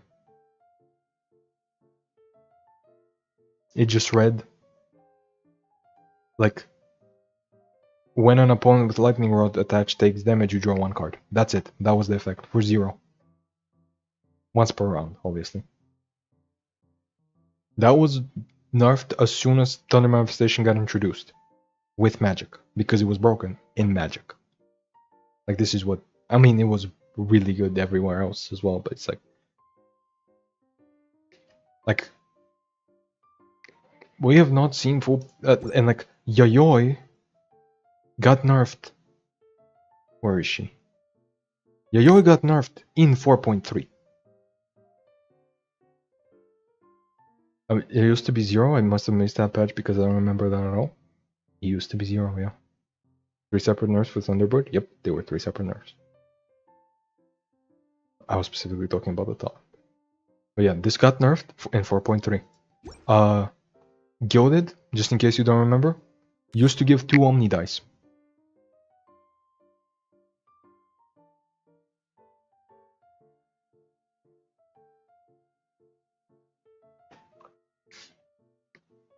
It went from 2 Omni dice to 1 Omni, 1 regular, and then, or like 1 of the specific element, and then it went to 2 of the specific element. Then guess what? Same patch. Was it the same patch? No. Next patch, Jet got introduced. Pre-nerf version. The one that costed 2 and gave you up to 4 dice. She got nerfed immediately. Immediately. Same patch. Then they introduced... This was 4.6, so I'm skipping a patch, but I don't remember what happened in 4.4. No, I do remember what happened in 4.4. Or 4.5, excuse me. Sayu happened in 4.5. Sayu got released. 4.6. Treasure Hunt released at 1 dice. It costed 1. And it had to be hotfixed within 3 days, or like I think 5 days. Yelan, up until that point, still dealt 2 damage on her burst. Magic, within 4 patches, got hit. 2, 3, 8 times? And that's all and that's just the ones I remember? And the Lyre Song nerf? I'm counting that in, yeah. But like, Lyre Song was later. Lyre Song was 4.8. The Lyre Song nerf was 4.8. Alongside Lumenstone. So, in 6 patches, or like 5 patches, it got nerfed like 10 times. When I love the treasure matter, when they nerfed Lumenstone, I shed a tear. You shouldn't. You don't. Like, I have bad news for you. You know what has stopped a weekly within the last 2 patches? Not even Sayu. You know, Sayu is the obvious one. Sayu is never gonna die. Sayu just is there. These fuckers came back.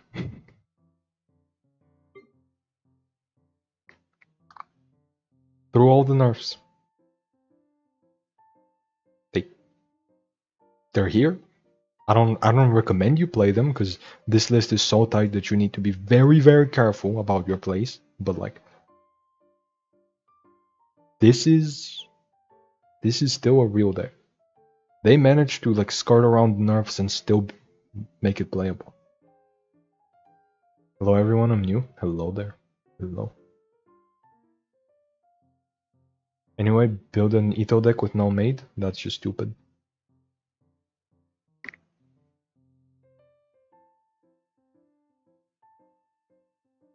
Why would I do that?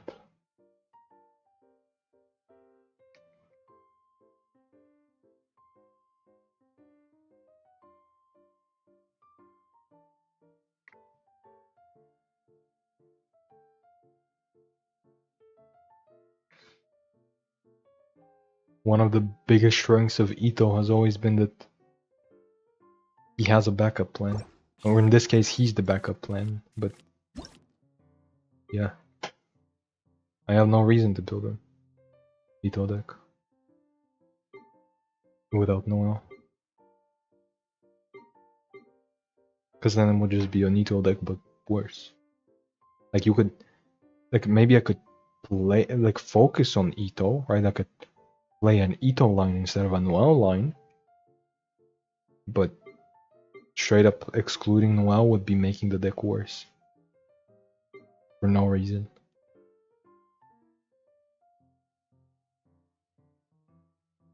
But yeah. I hate aggro meta and sometimes combo. I like stall and mid-range. In all card games, I like self-ping. Backgrounds from Legends of Runeterra, discard decks. Cyan from Legends of Runeterra.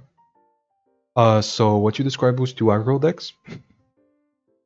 Those have, well, one of them has always been bad. Scargrounds is just a bad card, but self-damage cards have typically been aggro. And this card is also aggro. Always. Because you're losing resources in hand to get a temporary advantage, which is aggro. Okay, yeah, Razor is annoying, but I love the Cetaria Lumenstone playing with Treasure. Cetaria has never been a real play with Treasure. Cetaria has always been bad. With Treasure specifically.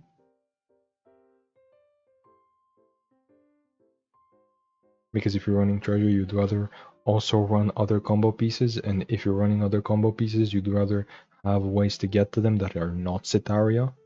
Yeah. I used Ember Maiden with Swain.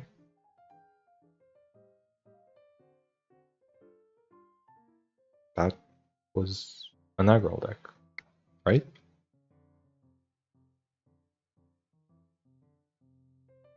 Like,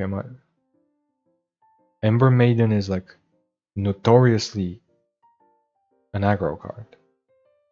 And so is Swain. So it ended up playing like control, so it ended up having a bad build.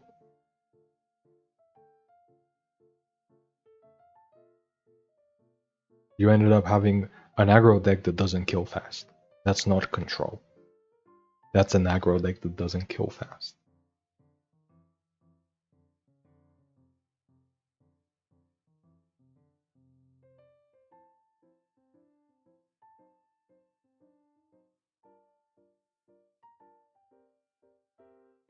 Like you're literally like, I don't like controlling, I don't like aggro and combo, and you listed two decks that have only ever existed viably as aggro or combo.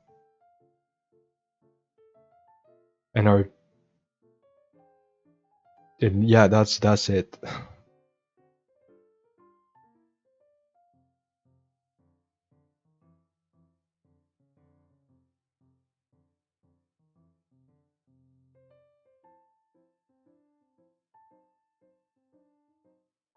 In fact, there have been like 4 different discard decks, 4 wildly different discard decks with completely different region combinations.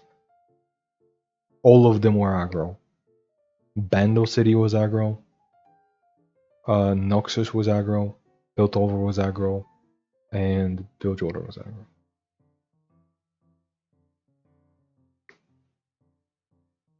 What do you think aggro ends on? A turn? Depends on the metagame. A cost? Depends on the metagame. But it's like, if Swain is your end board, that's aggro. If Swain and Sejuani were your end board, that's aggro. That's a 5 and a 6.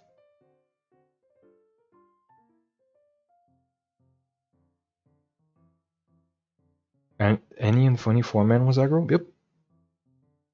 Yep, that is also an aggro deck.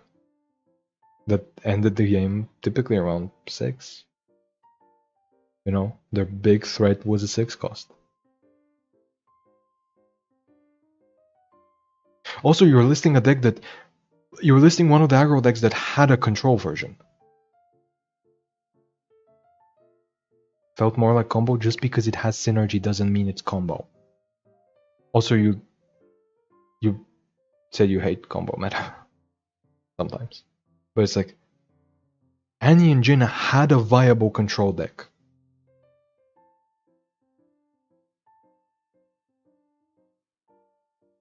Like a full-on control deck.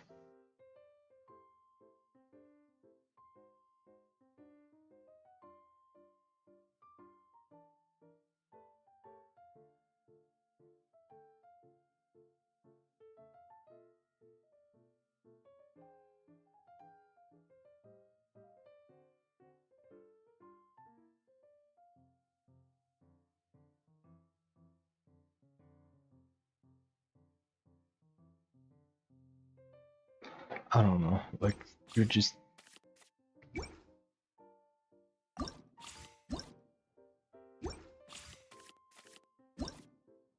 It's like... You're complaining about the things that you play. It's like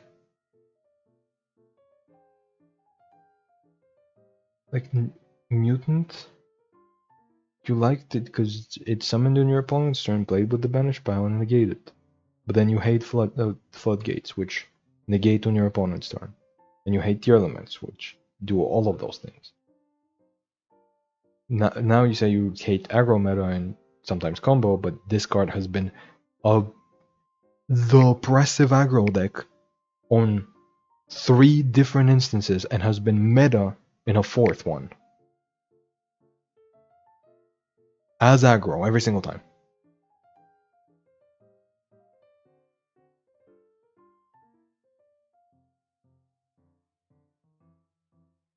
It's like, you are complaining about the things you play. Like, specifically Scion gave birth to one of the best aggro decks in the game.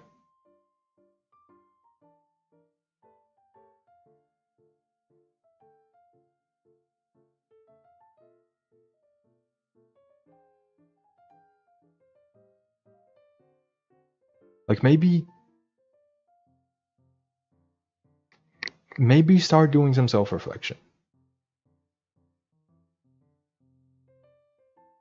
Because it's like, you complain about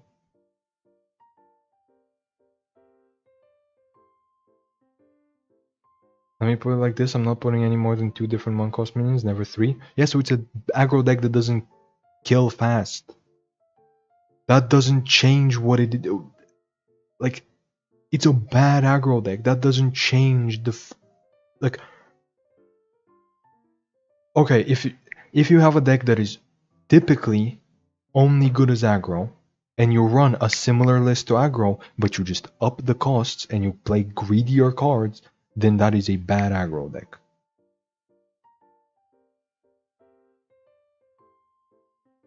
I also played Ornn,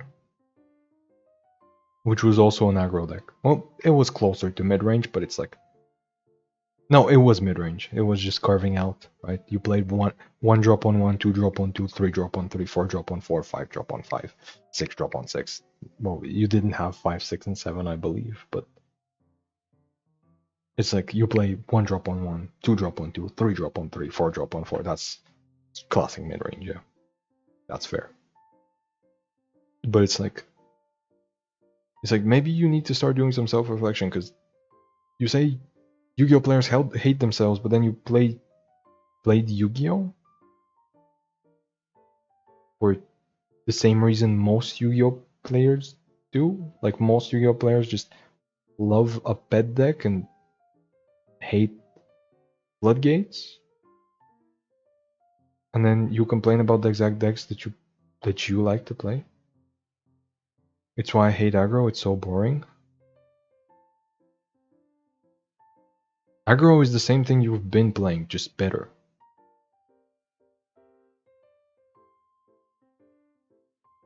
It makes decks that could be playing with more interesting cards being bowed to going face. No, they're playing the interesting cards.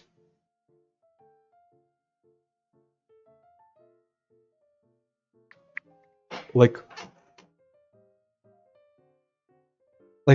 I would find an aggro player finding an interesting fully optimized line on 4, a way to actually make proper use of all of their 1-drops and 2-drops in combination while avoiding my removal efficiently, rather than somebody going, hey, this 4-drop looks like good value on 4, let me just play it.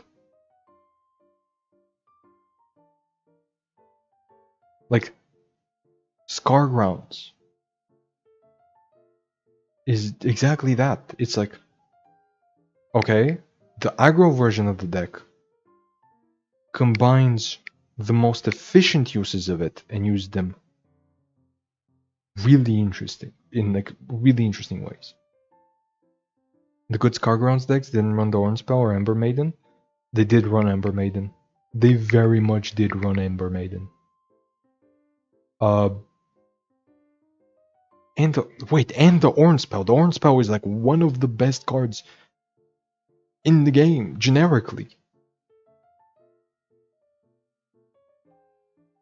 And the good Scargrounds decks did not run Scargrounds. That's the card that they were avoiding. Because it's a do-nothing card. It's a 3-mana do-nothing.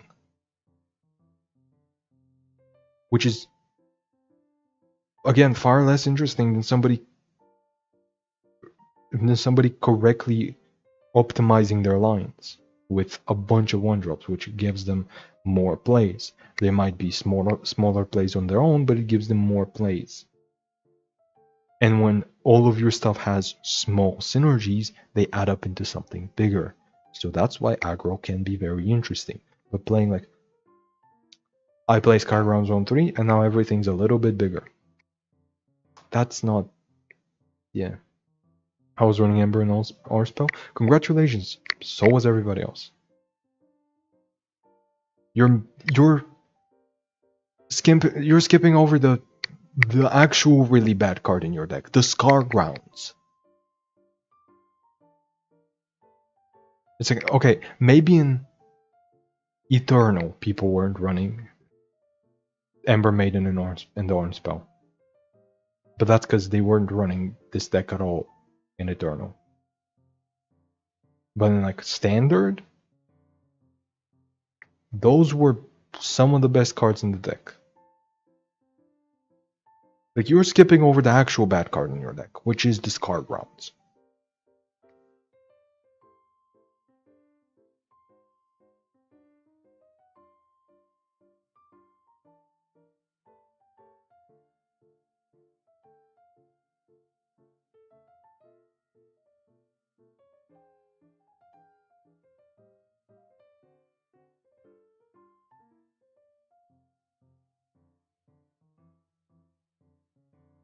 Also remember Dawnforge?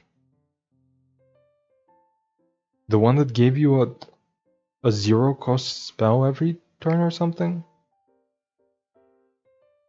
Yeah, I remember it. Because it's really bad.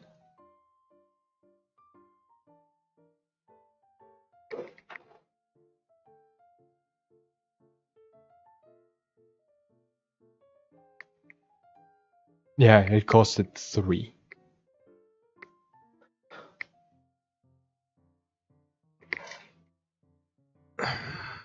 Yeah, like that's a card that people didn't. Very tragic card, yes. That's a card that people run because it's 3 mana do nothing.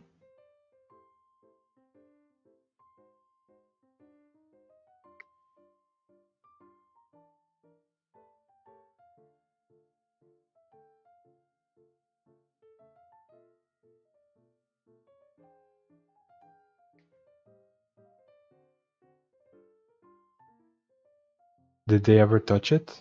No.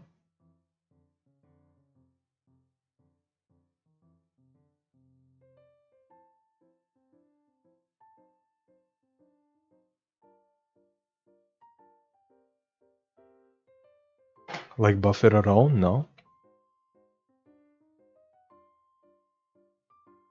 Why would they?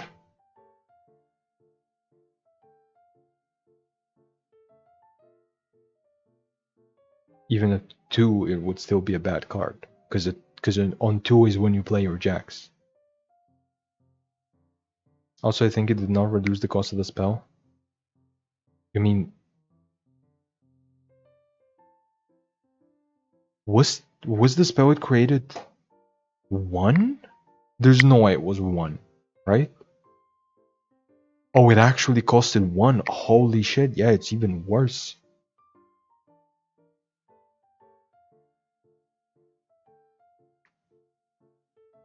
I thought it costed 0 for some reason. But yeah, it's like, even at 2 it would still not be playable. Even at 3, even at 1 it would be playable. Because at 1 you already weren't playing the best card really, like you were playing an okay card. But it's like, no, the one drop was pretty decent. Yeah, honestly, I don't know if it would even be playable at 1.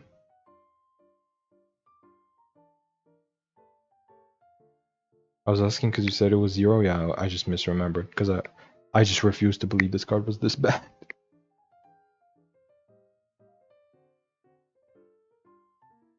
But it's like, yeah, it's like, actually no, at 1 it might be playable. Not because you play it on 1, but because you can weave it into one of your turns when, like a little bit later, like maybe on 3 you play a 2-drop plus that. I was thinking if I should reinstall 2 to test it out. No, they have changed nothing. They have changed nothing since you've quit, probably. But yeah, it's like, but yeah, it's like,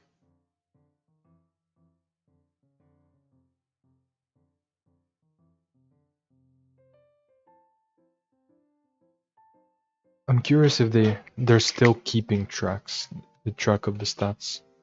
Like, is mastering Runeterra still functional?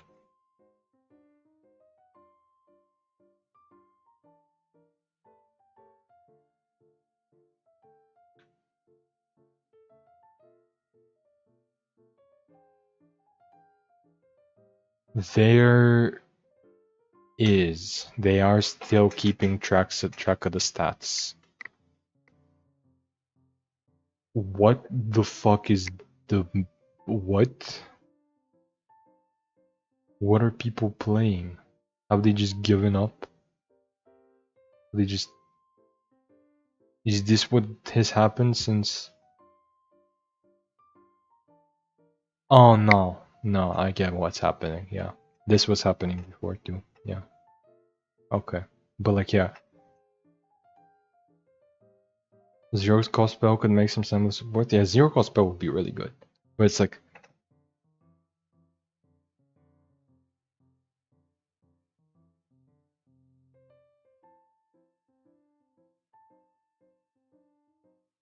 but yeah, the meta game is very much the same as I left it. No, there hasn't been any real developments, which sucks. And there's nothing for Eternal because nobody's playing Eternal for some reason.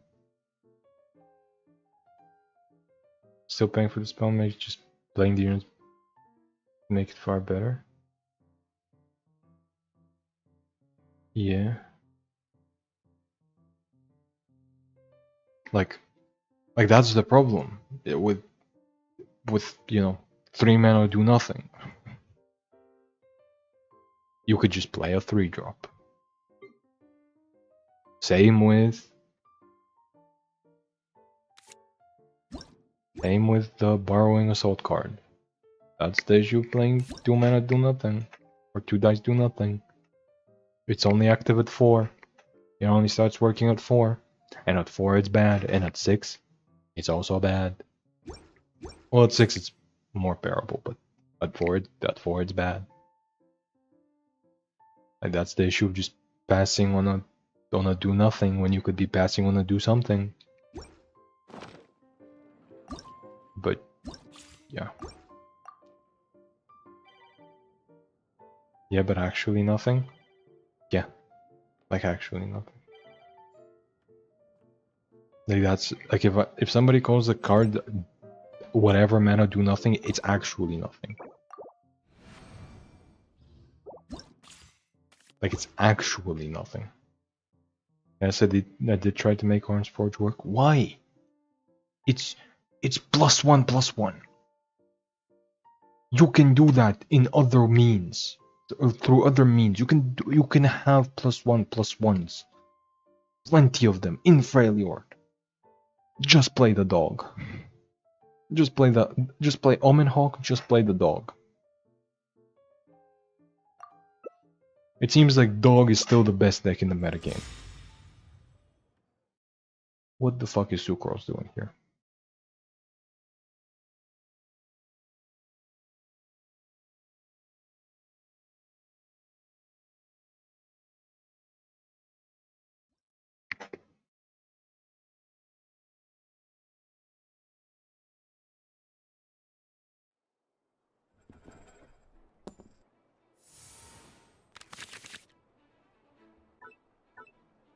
Okay, so I have... No. I think I'm throwing away all 3 of these. What?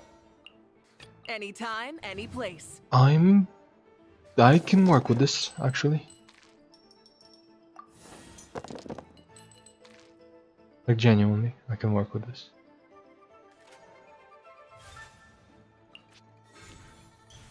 It's not complete garbage. It's close to it, but it's not complete garbage. Burn it down.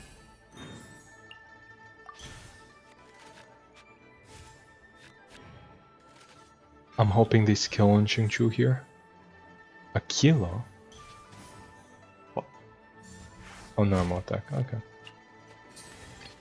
I will protect you.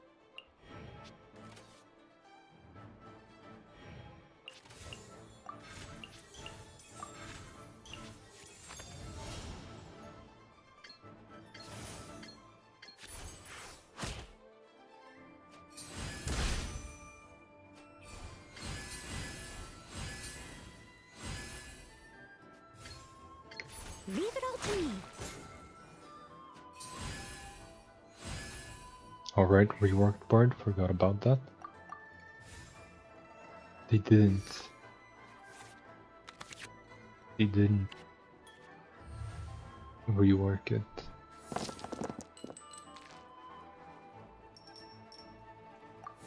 They just gave it a keyword.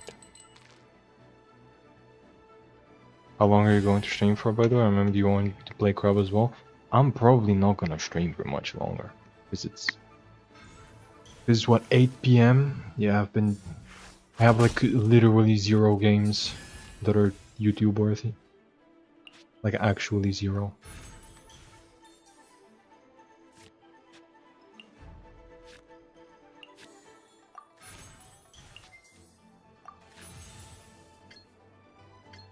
As a dutiful maid would.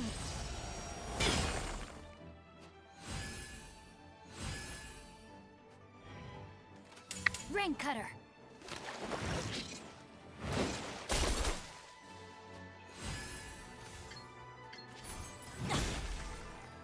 I am outplayed.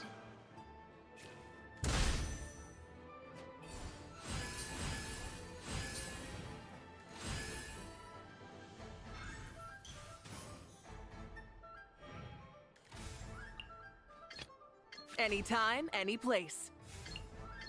Burn it down.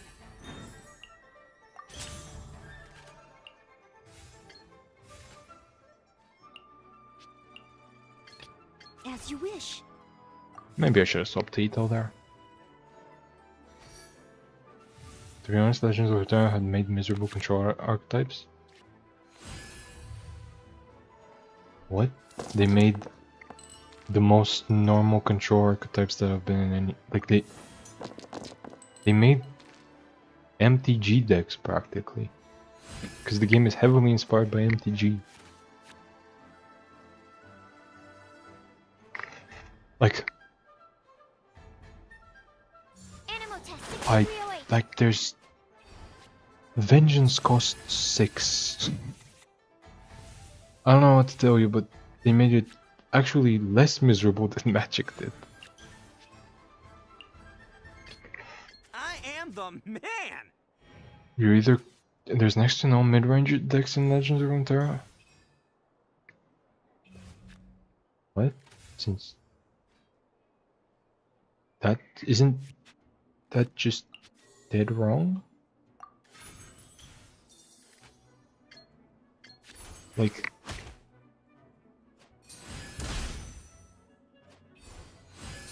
There's... Probably the best deck in the history of the game is mid-range. Fulfill our task. I have not played MTG, well... It's the same thing. Like, I guess you just don't... Like, you just don't like control decks. That's it. I will protect you. It's not that Legends of Runeterra made them miserable, because Legends of Runeterra made completely normal control decks, like completely usual decks that I've seen a billion times before. Like like I don't have an issue with them because Take me. I'm a control player, but it's Stars like above. Legends of Runeterra did not make anything special really, except for maybe Seraphine. Guess what, Brody? What?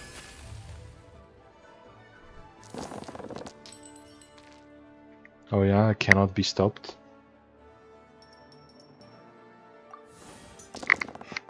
I think we might be thinking of a chicken butt. I was expecting that.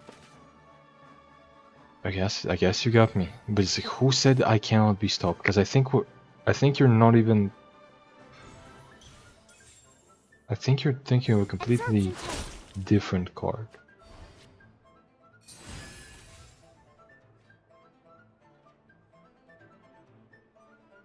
Oh, Elder Dragon. No. Fuck no.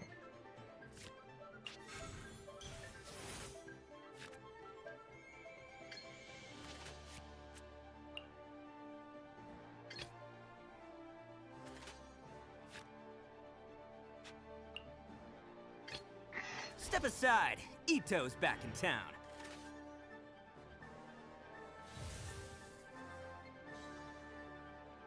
How is Elder Dragon Enhanced animal module 75. the best deck ever? Elder Dragon was just like a slightly annoying play pattern of getting free stuff while not actually getting the payoff of Elder Dragon.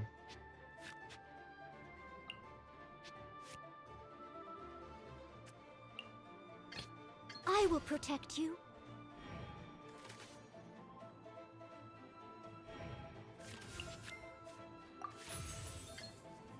Time to clean up. But Elder Dragon was not like the best deck in the history of the game. Was he not OP for a patch or two? No, he was just... He was everywhere because it was free. He was mid and played on curve. He was mid range. Yep. He was everywhere for a patch or two because like he was literally free if you played a 6 or higher cost. Only mid range deck that's so competitive play. Once again, the best deck in the game's history is mid range. A deck that, if it were to be completely unnerfed, would still be the best deck probably.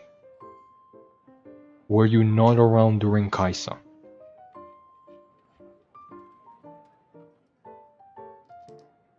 She plays 1 drop on 1, 2 drop on 2, 3 drop on 3, 4 drop on 4, 5 drop on 5, and then probably wins by 5. Just because she did too much. But then she can go 6 drop on 6, 7 on... No. She stops for 6 and 7 and then has an 8 drop. No. Was it 9? I think it was 9. But like yeah, she stops for a couple of turns and then goes to a 9 drop.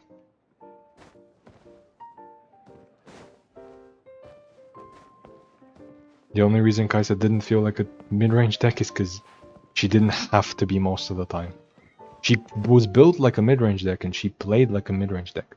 Eve Kai? No. Kaisa. Just Kaisa.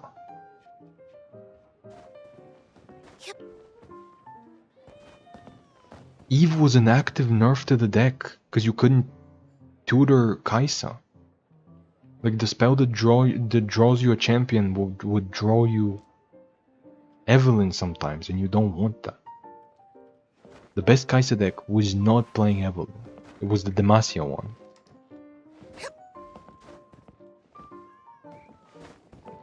That deck completed Evolve by 3. 4 at the latest, maybe. Like, it completed Evolve before you could even play Kaisa. And then when you played Kaisa, it just won the game. And it still would if they reverted all of the changes.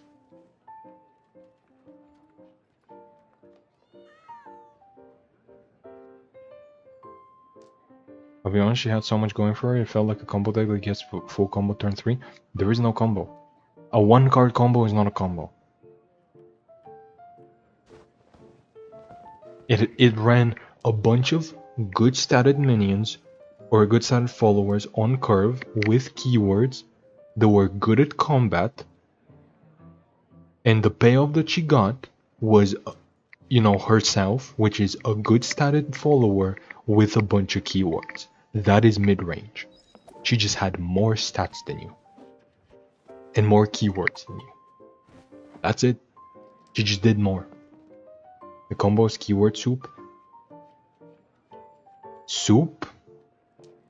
She had 4 keywords. One of them gave her stats, one of them was quick attack, one of them was spell shield, and one of them was overwhelm. Which is 2 combat related ones, 1 stat related one, and 1 protection. She didn't get that many. Like she copied them once and then won the game. And she copied them from. Well, no, she used her own champion spell on herself to get those stats. She didn't copy. It's not a soup. I hope nobody disturbs me. If you got to a keyword soup, then your opponent played the deck incorrectly. Yep. The only keyword soup in the deck is the 9-drop. And you're not getting to the 9-drop most games. You have it there, but you're not getting to it most games. And it's just that nobody could keep up with it. It's like Evelyn Kai'Sa is a keyword soup, absolutely. But Evelyn Kai'Sa is a bad deck. Yep. It's like also dragons. Dragons was like a menace in the first year of the game. Mid-range. Mid-range has consistently been like the archetype that nobody can do anything about. If there's a control deck, it's like there's something that could beat it, right? Like there's like the control deck is like trying to target a very specific niche in the metagame, and if you are not that niche, you win. The combo deck, you simply kill them fast. You simply play an aggro deck and you beat them. You simply play the fastest aggro deck. The aggro deck, you simply play the best control deck. One targeted specifically at that aggro deck. The mid-range decks, you lose. If a mid-range deck is good enough to be considered the best deck, you lose. Vayne Aatrox. Remember Vayne Aatrox? Seems Lenny is saying some strange things again. Nothing competed It's with really that. worrying.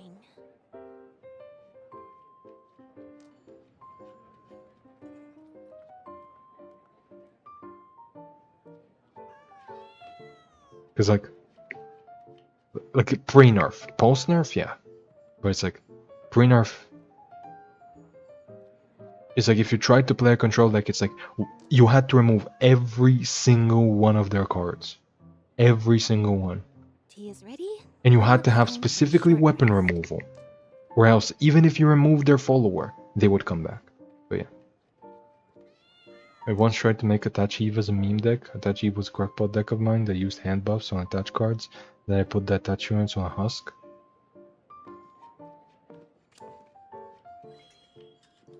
That's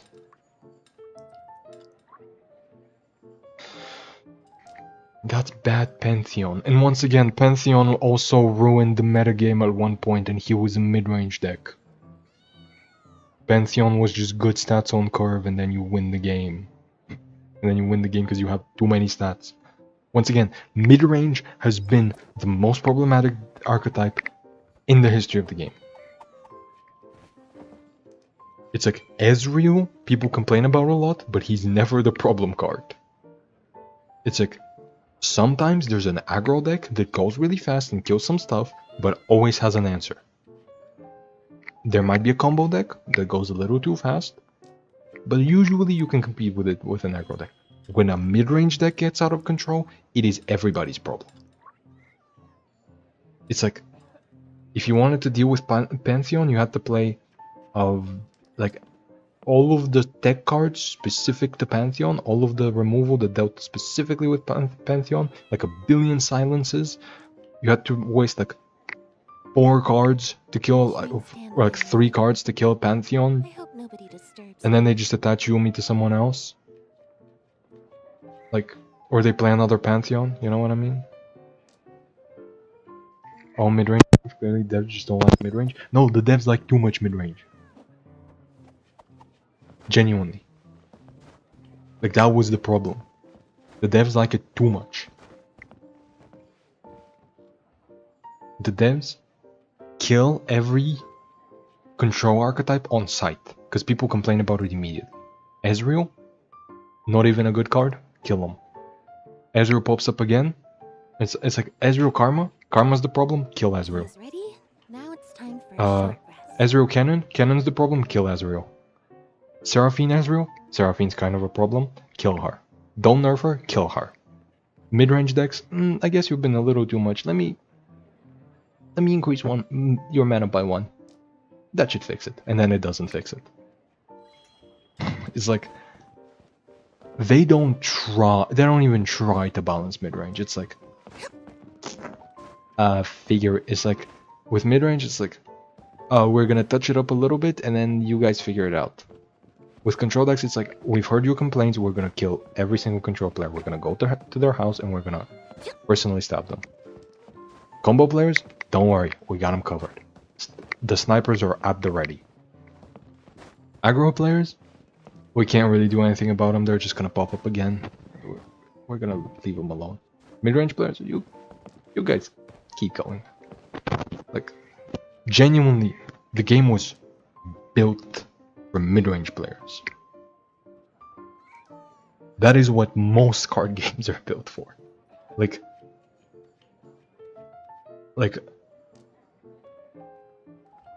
there's like, for the longest time, MTG, which is the first card game, catered to them. You know what I mean? I tried to use Orange Forge with Pantheon, again, just playing Orange Follows was better. Exactly. That's exactly it. Most of your decks seem to be aggro decks that just don't kill fast enough. Well, to be fair, Orange decks are mid-range, but yeah, you get the idea. It's just like, just play the better cards in your... Just play the better cards. You know, but like, yeah, like, here's the thing. Legends of Runeterra and takes a lot of inspiration from Magic the Gathering, and Magic the Gathering not only is the first card game, and so everybody takes inspiration from it, but also remember when Quietus killed Braum? Yeah, Quietus killed too many things, honestly. But also Braum was just bad.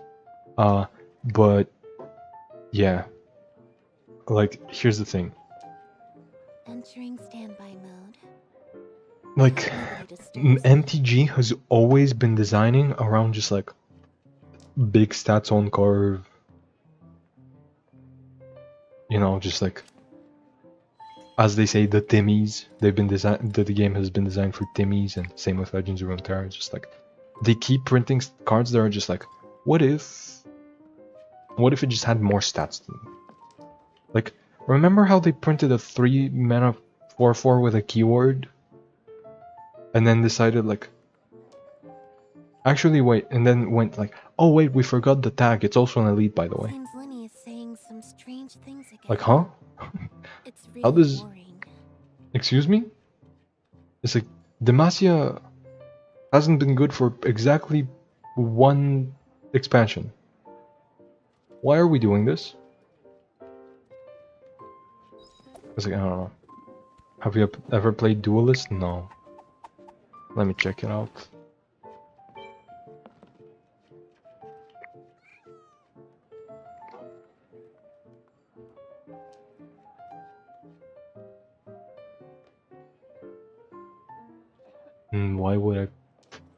Why does this have to do with the conversation?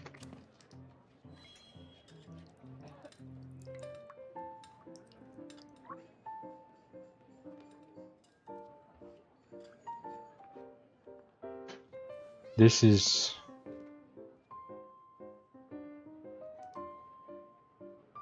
This is a completely wildly different game.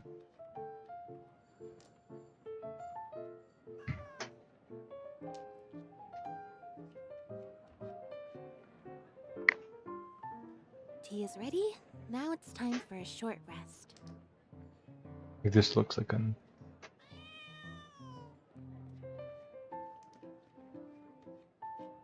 Okay, I don't know. Oh, it's open source. That's neat.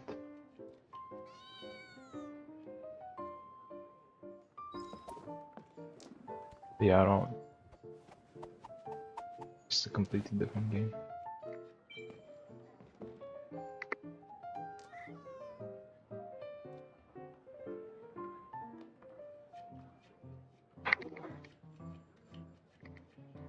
Seems Lenny is saying some strange things again. It's really worrying.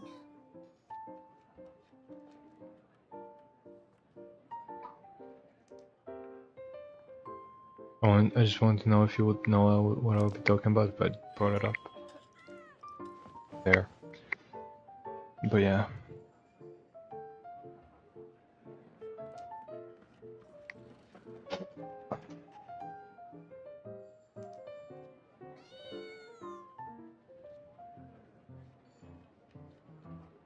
Entering standby mode. I hope nobody disturbs me. I think I should probably end the stream. Because I have... Because it's getting late. It's like 9 PM. And I have literally... Have you yet to team wipe with Itto burst into normal spam? No. And that will not be happening in this deck. This is not a stall deck. There is no way to do this outside of a stall deck. But yeah. Has it now been made work? It is... Yes. It has been Noelle. She's just a better card.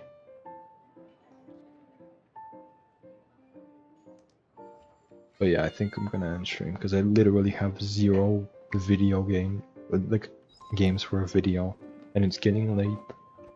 So I think I'm just gonna record them off stream.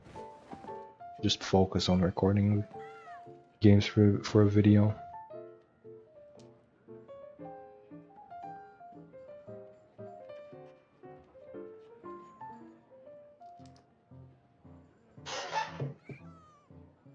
Tea is ready. Now it's time for a short Especially because I rest. think I'm gonna be busy over the weekend. So yeah. Good luck. Thank you.